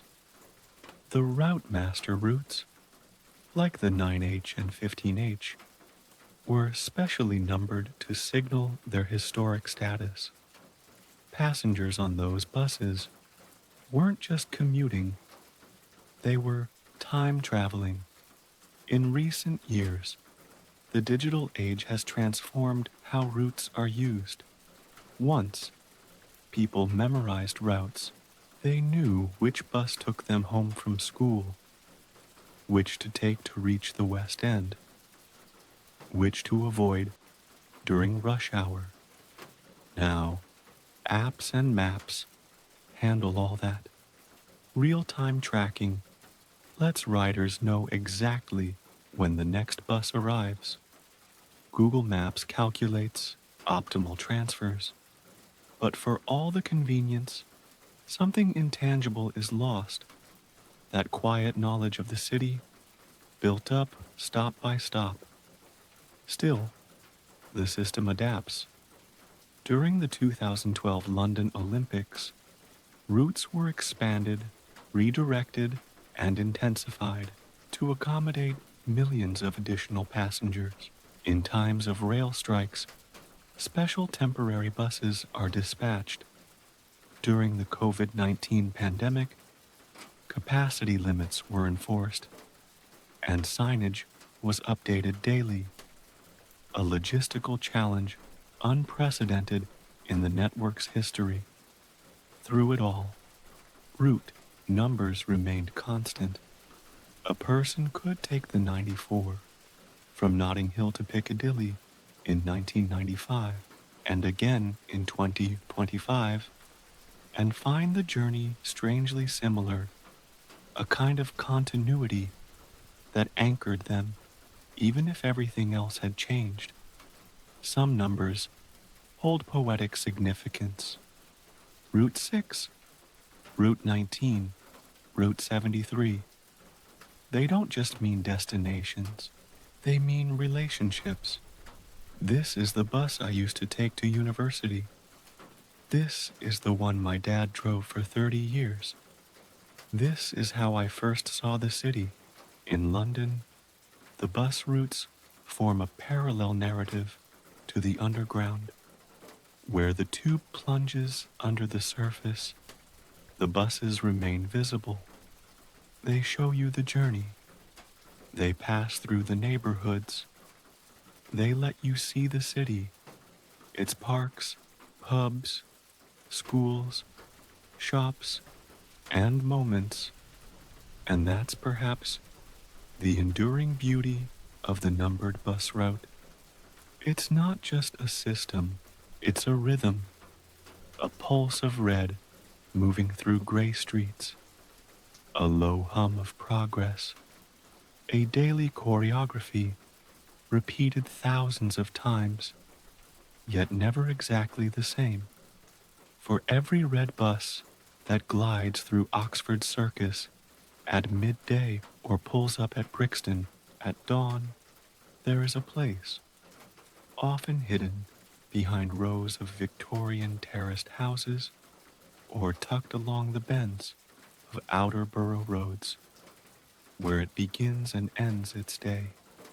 London's bus garages and depots are not glamorous. They are not photographed by tourists or drawn on souvenir maps, but they are as much a part of the red bus's life as the wheels or the engine. These are the lungs of the system, where buses refuel, rest, and ready themselves. Again, the concept of the bus garage dates back to the earliest horse-drawn days. Back then, these were simple stables. Horses needed rest, food, grooming. Carriages were stored under wooden sheds. Drivers often lived nearby, on the upper floors, in rooms smelling faintly of hay and saddle oil.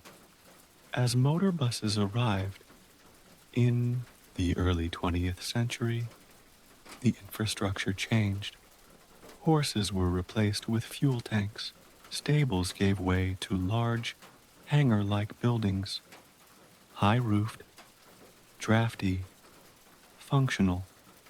Buses were arranged in lines, sometimes 3 or 4 deep, with minimal space to maneuver. Garages were built where the routes needed them, not just in central London, but in the suburbs, Acton, Stockwell, Holloway, Catford. Each garage had its own code, 2 or 3 letters, used for internal route planning and depot assignments.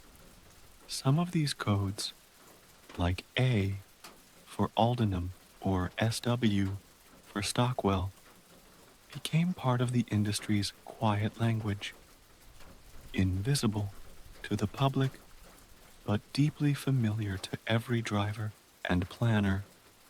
During the heyday of the routemaster, garages were the heartbeat of daily operations. Each morning, drivers would arrive, often well before the sun. They'd clock in, pick up their duty cards, and check their assigned bus. Conductors did the same, collecting ticket machines, change floats, and route sheets. Mechanics would already be at work. The overnight shift was the most unglamorous but essential part of garage life. While the city slept, teams cleaned windows, emptied rubbish bins, swept floors, checked oil, adjusted mirrors, and sometimes worked through the night to get faulty buses ready by morning. These weren't quick fixes. They involved real craftsmanship, diagnosing strange noises, patching worn seats, welding cracked panels. In some of the older garages, a maintenance pit ran the length of the floor, a narrow trench that let engineers stand beneath the bus without lifting it. It was greasy, cold, uncomfortable work, but effective.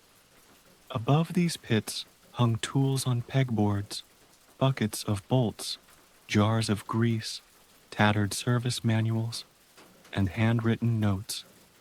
Check rear brake line. Leaking. Do not use top deck seats 710. Floorboard loose. The garages had a scent of their own. Diesel and soap, metal and old cloth, oil and disinfectant. It was oddly comforting to those who worked there daily. The rhythm of the day was clear between 4:30 and 7 a.m. the garages were at their busiest. Drivers lined up to take their vehicles out onto the roads. Route managers called out updates, especially on icy mornings or when roadworks were causing reroutes. By mid-morning, the garage emptied. A strange hush fell. Just a few buses returned, ones needing repair or mid-shift swaps. Engineers kept working. Admin staff updated logs. Radio dispatchers tracked routes and sent backup if a bus was late, stuck, or in distress. Around lunchtime, the rotation began. Early shift drivers returned. Afternoon staff arrived. More buses were checked, cleaned, fueled, and sent out. And then, late at night, the city winding down, the neon softening, the buses came home. They entered the depot. In reverse, each had an assigned bay. Some came in hot, literally, engines whirring, brakes hissing. Others limped in, tired from a long day of stop-start service, grumbling quietly as they settled. Staff marked the defects, lights that flickered, doors that jammed, an odd sound near Holborn that wouldn't go away. Drivers turned in their duty cards. Conductors handed in floats. Someone swept the floor of a bus where school children had left crisp packets and scribbled their initials in the condensation. And slowly, by 1 or 2 a.m., the depot filled again, rows and rows of red shapes under sodium lights, silent now. Each garage developed its own character. Some were tight-knit, family-like, with generations of staff. Others were large and industrial, more anonymous, but still orderly. Some were famous for their efficiency, others for the tea-making abilities of their canteen ladies. There were practical jokes, birthday cakes, football bets, arguments over holiday rotas, the quiet, everyday culture of shared work. Then came the changes. From the 1980s onward, bus services in London began to undergo major reform. Deregulation outside London and competitive tendering within meant that private companies now bid to operate certain routes. Suddenly, garages weren't just TfL run. They were owned by a mix of operators: Arriva, Go Ahead, Stagecoach, RATP, and others. Each company maintained its own fleet, uniforms, and schedules, but under TfL oversight, with tight rules on quality and branding. For staff, this meant adjustments, different paperwork, new managers, sometimes changing garages entirely when contracts shifted. Still, many stayed, because for all the changes above them, the work on the ground remained consistent. Keep the bus running, keep the timetable, keep the city moving. More recently, the rise of electric buses has reshaped the garages again. Charging infrastructure now dominates the landscape. Instead of refueling with diesel, buses are plugged into fast charging stations, some overnight, others in rotation during short layovers. The floors are quieter now. No more engine roars or exhaust clouds, just a hum of electricity and digital dashboards. The engineering teams have changed too. Old school mechanics with grease-stained overalls now work alongside technicians trained in battery diagnostics and software calibration. Torque wrenches have made room for laptops, but the pride is the same. At night, you'll still find someone standing alone in the half-dark, inspecting a tire, testing a headlamp, making sure everything's ready, because come morning, that same bus will pick up a child headed to school, a nurse heading to a 12-hour shift, an elderly man visiting his sister, a tourist seeing London for the first time, and no one on board will think about the depot, about the people who kept it running, who fixed the brakes, who charged the battery, who scrubbed the upstairs handrails clean. But the garage doesn't mind. That's not its role. Its job is to let the city forget, because the bus just works.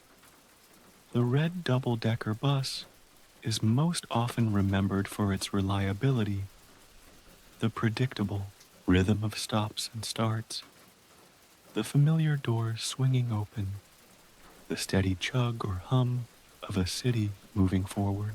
But beneath this routine lies a deeper, more quietly heroic role the buses have played again and again. During emergencies, they became more than transportation. They became lifelines. London, like any great city, has faced its share of crises: war, strikes, blackouts, terrorism, floods, and pandemics. And in nearly every moment of disruption, the city's red buses kept running. Or if they didn't run, their absence was felt like a heartbeat gone still. The first and most dramatic chapter of buses in crisis dates back to the two world wars. In World War I, many London buses, especially the older B types, were repurposed for military use, painted khaki, and stripped of their advertising boards. They were sent to France and Belgium to carry soldiers, supplies, and sometimes the wounded. Drivers, often former LGOC employees, followed their buses into battle zones. Many of them had never left the UK before. Now they were navigating shell-pocked roads, dodging gunfire, and ferrying troops to the front lines. Back home, London's streets adapted. Civilians took over driving and maintenance. Routes were consolidated. The city managed, because it had to. But it was World War II that truly defined the bus's place in London's collective memory. During the Blitz, as bombs fell nightly on the capital, the buses kept going. Drivers reported for duty each morning, unsure if their depot had been hit during the night. Routes had to be rewritten on the fly. Entire streets wiped out. Bridges collapsed. Buildings still smoldering. And still, the buses ran. People boarded them, with soot on their coats. Some had slept in underground stations or church crypts.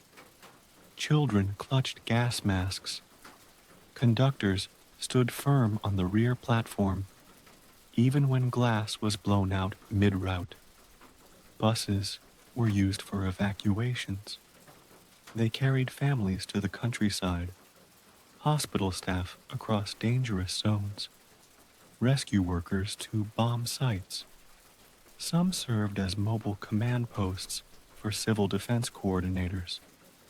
In a city trying to function amid fire and ash, they were moving symbols of continuity. And they were targets too. Several buses were hit. passengers were killed, but each time the buses were patched, cleaned, replaced, and returned to duty. After the war, London faced new kinds of emergencies, quieter, less dramatic, but no less disruptive. During blizzards, when snow shut down trains and roads, buses plowed through ice-crusted lanes. In the smog crisis of 1952, when thick pollution from coal fires blanketed the city in a yellow-gray fog, buses moved slowly but steadily, their drivers squinting through makeshift filters, sometimes guiding their vehicles by memory alone. There were strikes too. In 1970, bus crews walked out over pay disputes. Some routes were shuttered, others were run by skeleton crews.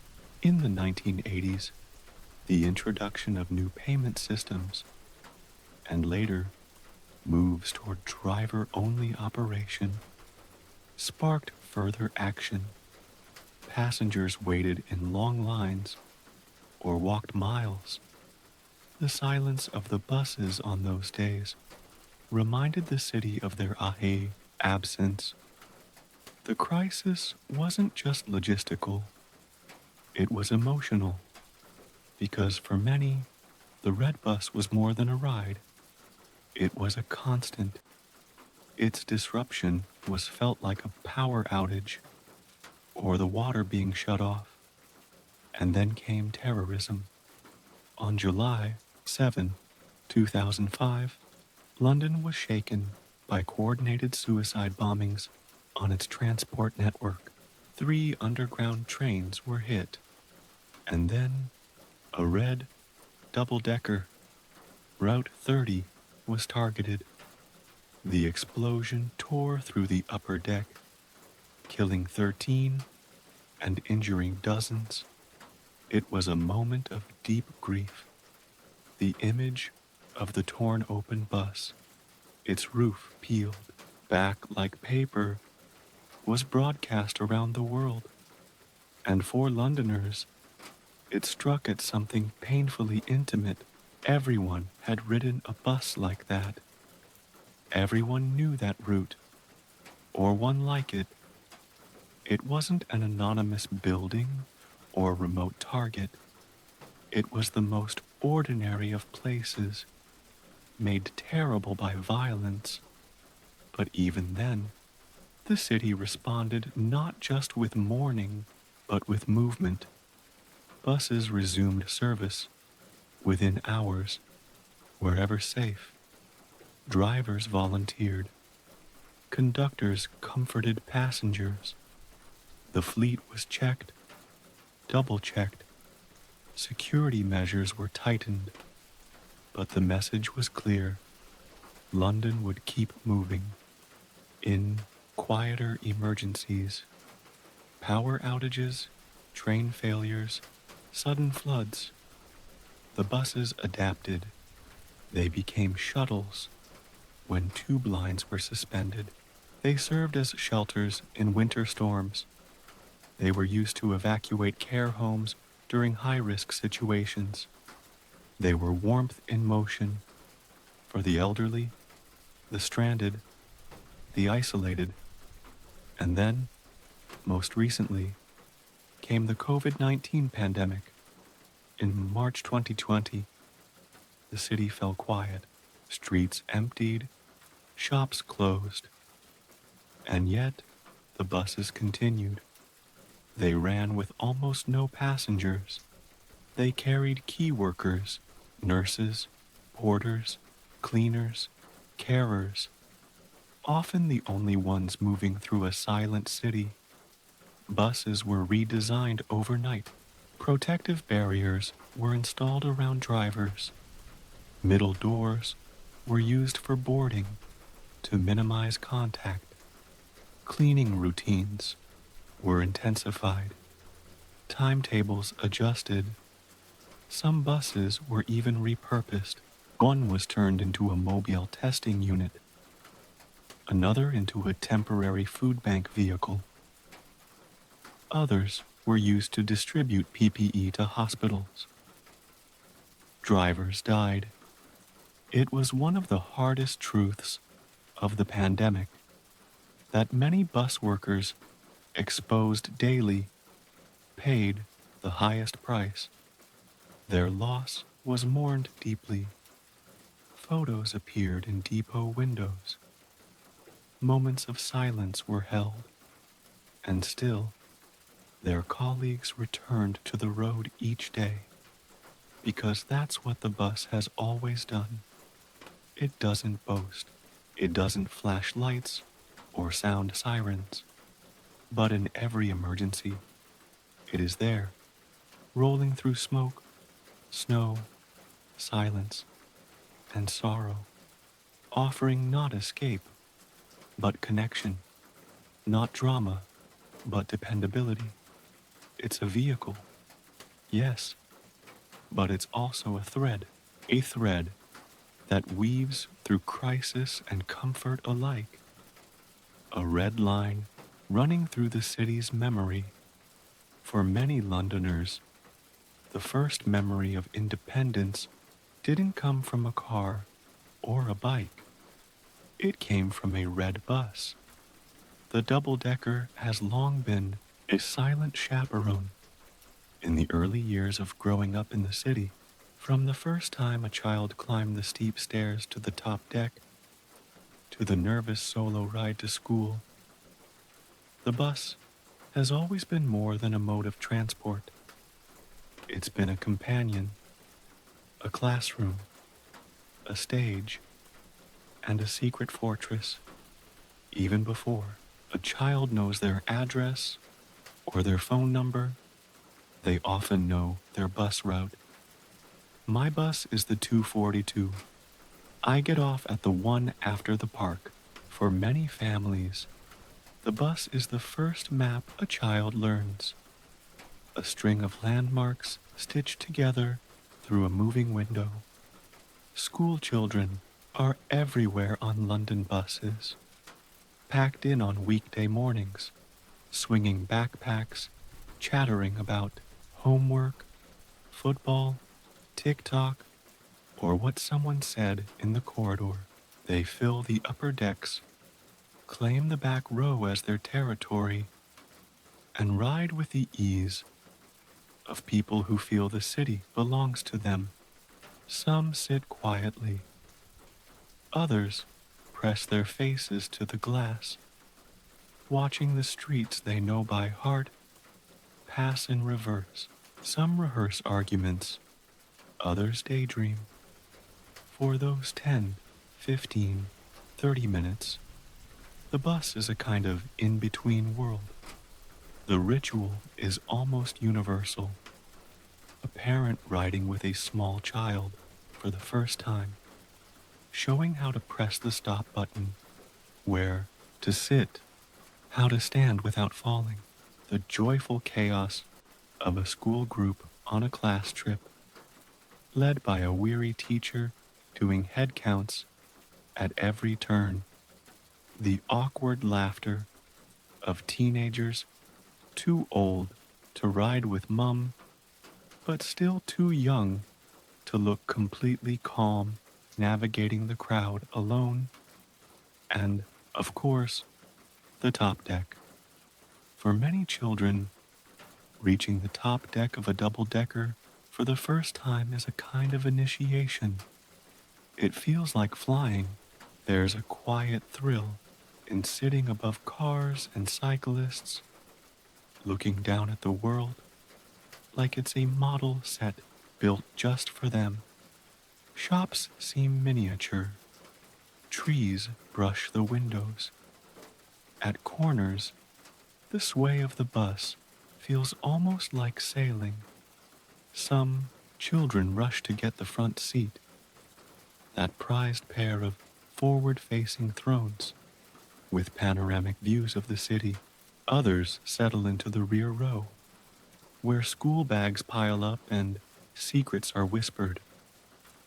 Friendships are formed there, Arguments flare and fade, a shared packet of crisps, an exchanged headphone, a story that starts with, "Did you see what happened yesterday?"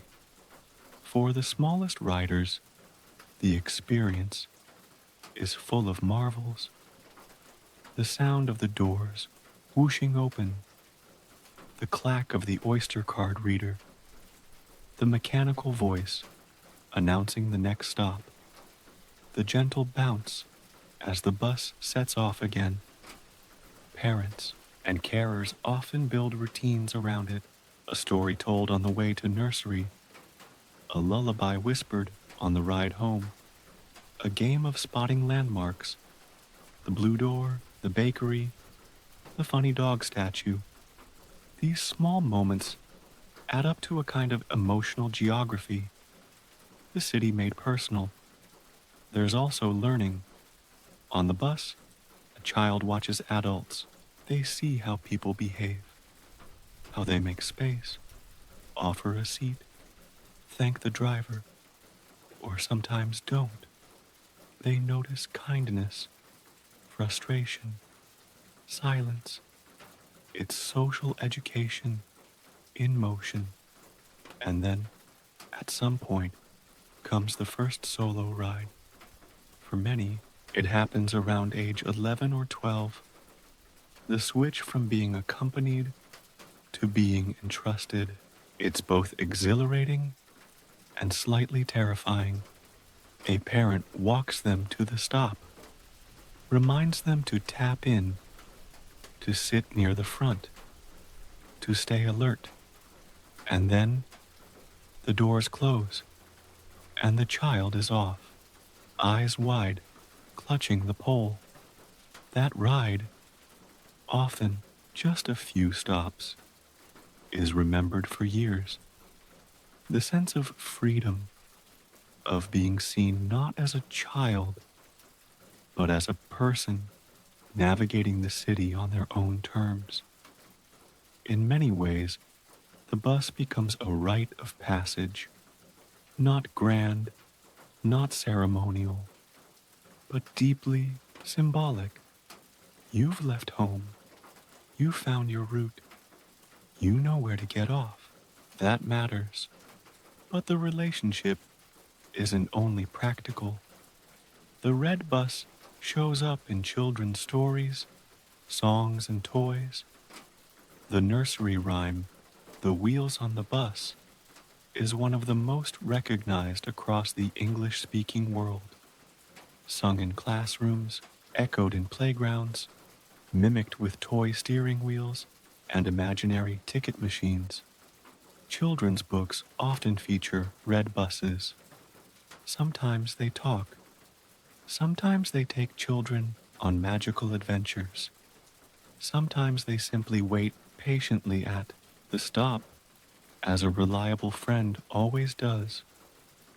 Toy versions, made of plastic, tin, or wood, sit in bedrooms across the world, tiny route masters with working doors and rubber wheels, pullback models that roll across the floor, bus-shaped lunchboxes, backpacks, and pencil cases. For children who grow up in London, the bus becomes part of their identity. They don't just live in the city, they move with it. They remember the bus routes to their grandparents' house, the one they took on snow days, the one they ran after and just barely caught, the one that got them to their first part-time job. And even as they grow up, the connection doesn't disappear. They might laugh about the chaos of the school run. They might roll their eyes at tourists who don't know how to board properly. But deep down, there's still a fondness, still a feeling that when a red bus pulls up, something familiar, something safe, something known is arriving in harder moments. That familiarity becomes comfort. A teenager walking home after a bad exam. A child watching the city change too fast. A quiet ride after difficult news. The bus doesn't fix anything, but it carries you through it. It's always been there. It always knows the way. And in times of celebration, too, it plays its part. After school, on results day, on the way to a football match, taking the long route home, just to stay on a little longer with friends, laughing too loudly, watching the city lights blur past the window. In every generation, children have made the bus their own, not because it was made for them, but because it let them come aboard. No judgment, no reservation, just tap in and take a seat. There are few constants in a city as vast and ever-changing as London. Shops open and shut, skylines rise and recede. People come and go, their stories adding layer after layer to the streets. And through it all, the red double-decker bus keeps rolling, not just in routine, but in ritual. The bus isn't just part of London's weekday grind. It's there in the festive flair of parades, in the shared euphoria of football wins, and the quiet solemnity of national remembrance.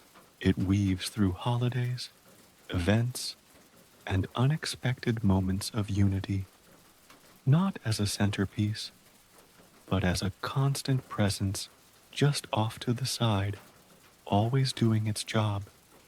The changing seasons bring their own kind of rhythm to the bus routes. In spring, windows fog less quickly. Coats give way to lighter jackets. Upper decks become a little brighter, a little less sleepy. Children start to carry ice creams on board. Tourists return, fresh from flights, maps in hand, asking drivers where to get off for the tower. Cherry blossoms flutter past the windows on certain routes, most notably along streets in Dulwich or Richmond. On the way into the city, magnolias bloom behind iron fences, and riders glance up from their phones to see the season's quiet reminder. Then comes summer, the season of open windows, crowded routes, and buses that feel like greenhouses between 2 and 4 p.m. The upper deck turns into a sauna. Tourists learn the hard way that shade is scarce near the front row. The air smells of sunscreen, plastic water bottles, and occasional frustration. But summer is also when buses take part in city events. They're seen diverted around road closures for festivals, Notting Hill Carnival being one of the most famous. For one weekend in August, the usual timetable bends to the rhythm of steel drums and glittered dancers. Drivers take alternate routes. Conductors give directions over the music, and passengers spill out, drawn toward the celebration just beyond the barriers. Then there's football, when a major tournament rolls around, especially if England is doing well. Buses become mobile stages for pre-match tension and post-match catharsis. In 1966, when England won the World Cup, route masters were covered in flags. Drivers honked their horns in celebration. Fans clambered onto the roofs at Trafalgar Square. Ill-advised, but unforgettable, the city vibrated with joy. and the buses carried it street to street. In more recent years, after a semi-final or final match, you'll see buses loaded with singing fans, jerseys, and scarves out the windows, spontaneous chants echoing across quiet neighborhoods. And then autumn arrives. The light slants lower through the windows. Leaves gather at the stops. Fog creeps across bridges in the early morning. Routes that pass through parks. Hyde Park, Clissold Park, Greenwich become galleries of gold and rust. The upper deck turns contemplative. Passengers wear headphones and watch the trees go by. There's a kind of cinematic stillness to it. The hum of the engine, the warmth of the seat, the world outside shifting softly into winter.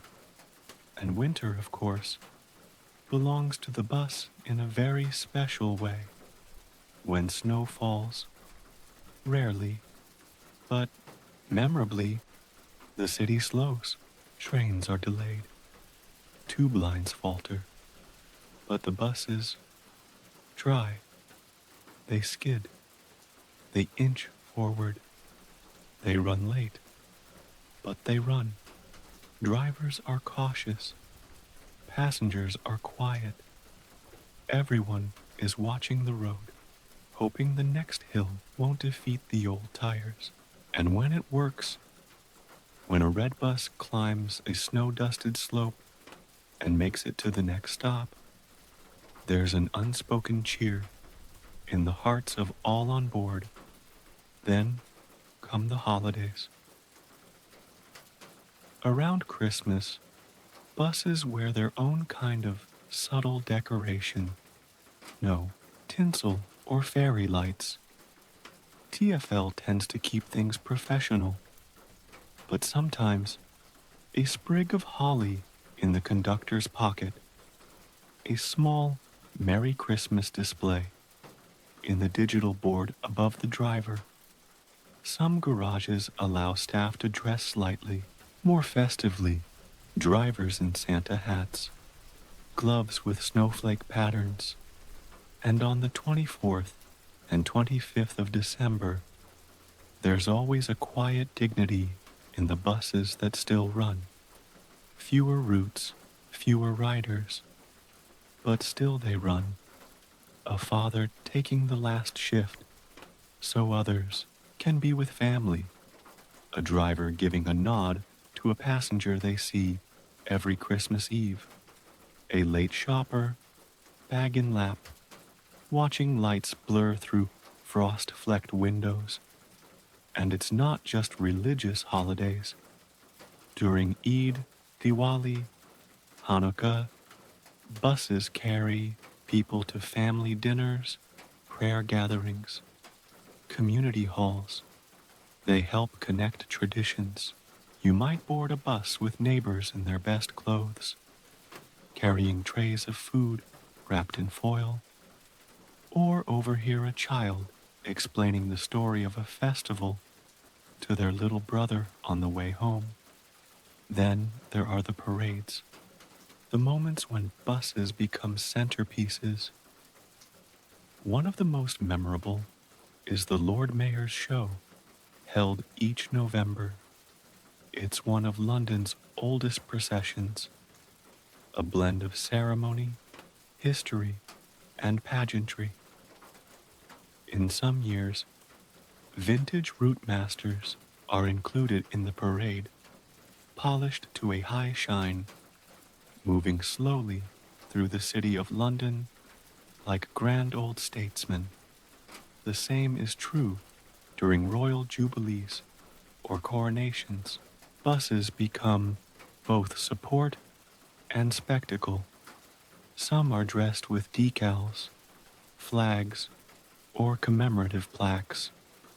Others simply serve, shuttling visitors from distant train stations into the heart of the city. And during times of mourning, the tone shifts entirely. When Queen Elizabeth II passed in 2022, buses played a quiet role in the national farewell. They carried mourners to Buckingham Palace, to Windsor, to the ceremonial sites. Some bore black ribbons in the corner of their windscreens. Others displayed messages of remembrance on their scrolling LED boards in memory of Her Majesty the Queen. Passengers were quieter. Drivers nodded a little more solemnly. A kind of collective grace passed through the system, because even in grief, the city needed to move. And the buses were there, as always.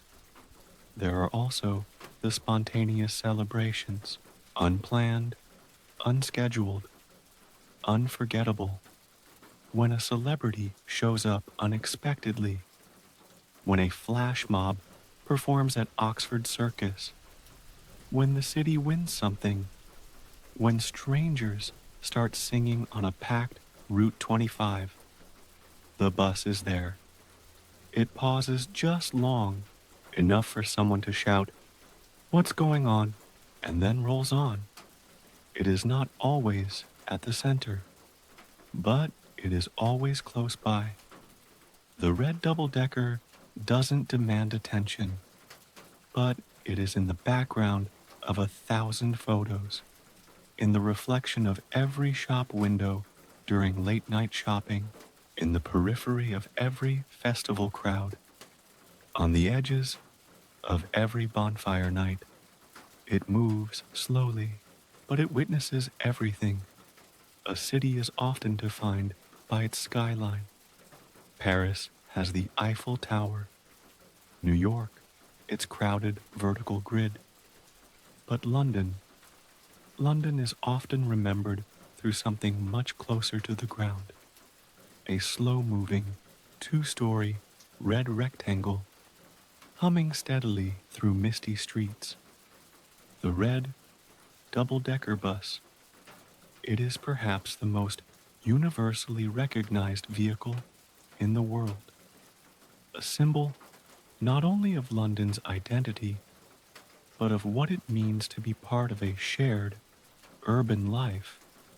Ask someone from abroad to draw London, and many won't sketch a palace or a skyline. They'll draw a red bus. This isn't something that was planned. It happened gradually, organically, as quietly and steadily as the buses themselves. Part of it is visual. That deep, unmistakable red, bold without being flashy, traditional yet strangely timeless, stands out against every backdrop, against the gray of London's fog, against the white trim of Georgian townhouses, against the soft green of parks in bloom. Even in bright summer or the dark winter dusk, the red bus anchors the scene. But it's more than color.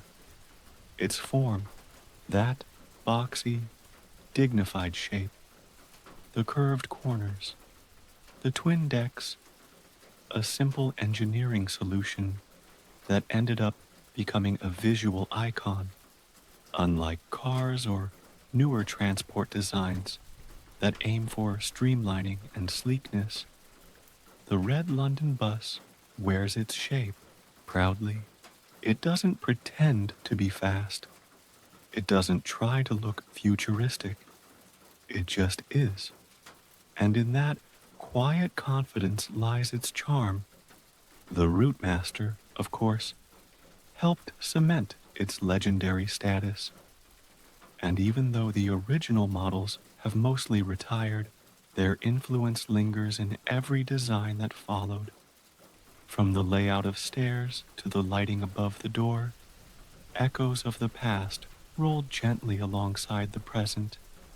But the real power of the red bus lies not in its design, but in its presence, its always there, morning to night, weekday to weekend, rain or shine. It doesn't demand attention. It doesn't race. It doesn't startle.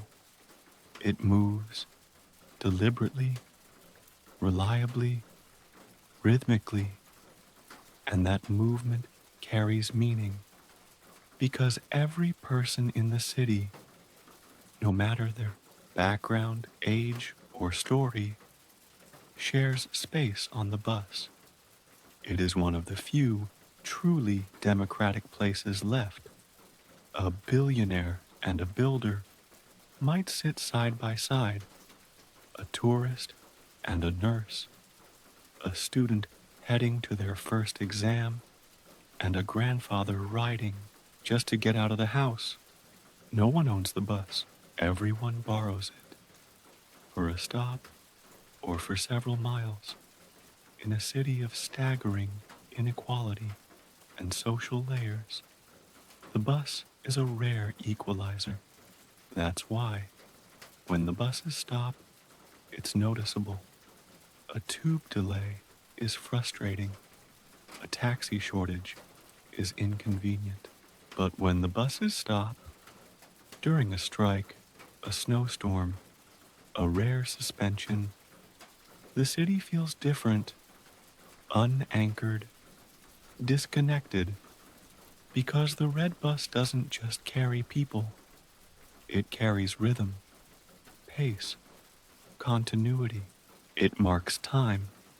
It's in the background of proposals, of breakups, of tearful phone calls and quiet reconciliations, of job interviews and hospital visits and everyday errands.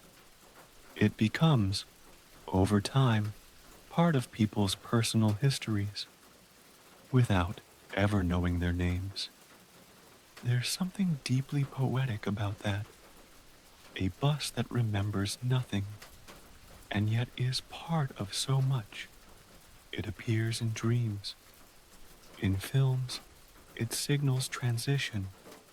Someone arriving in London, someone leaving, someone crossing a bridge toward change. It's both literal and symbolic, a red arrow through the chaos. And beyond the city, it becomes cultural currency. In Japan, red London buses are used to market fashion. In Brazil, they're printed on children's notebooks. In the US, you'll find them as Christmas ornaments, novelty teapots, and even tattooed on arms. They're not just symbols of a city, they're symbols of the idea of London, a place with history, civility, pace, character, and yet, inside the city itself, they remain humble. Ask a Londoner their thoughts on buses, and you'll hear mixed replies. They'll complain about delays, grumble about crowds, roll their eyes at service changes, but ask them to imagine the city without them. And there's a pause, because something would be missing. A sound, a color, a sense of order and movement. It's no surprise that when London designs its souvenirs, mugs, shirts, calendars, it reaches for the bus, not the skyline, not even the flag, but the bus. It's on the badge of transport for London. It's used in school logos. It's drawn on birthday cakes and waved from parade floats. And it's still changing. Electric red double-deckers glide through the city now, silent, smooth, gleaming, powered by batteries instead of diesel. They look the same mostly, but they whisper forward instead of roaring. They charge quietly in modern garages, leave no fumes, emit no growl. They represent the city's future, cleaner, more conscious, while carrying the memory of its past. This balance is rare.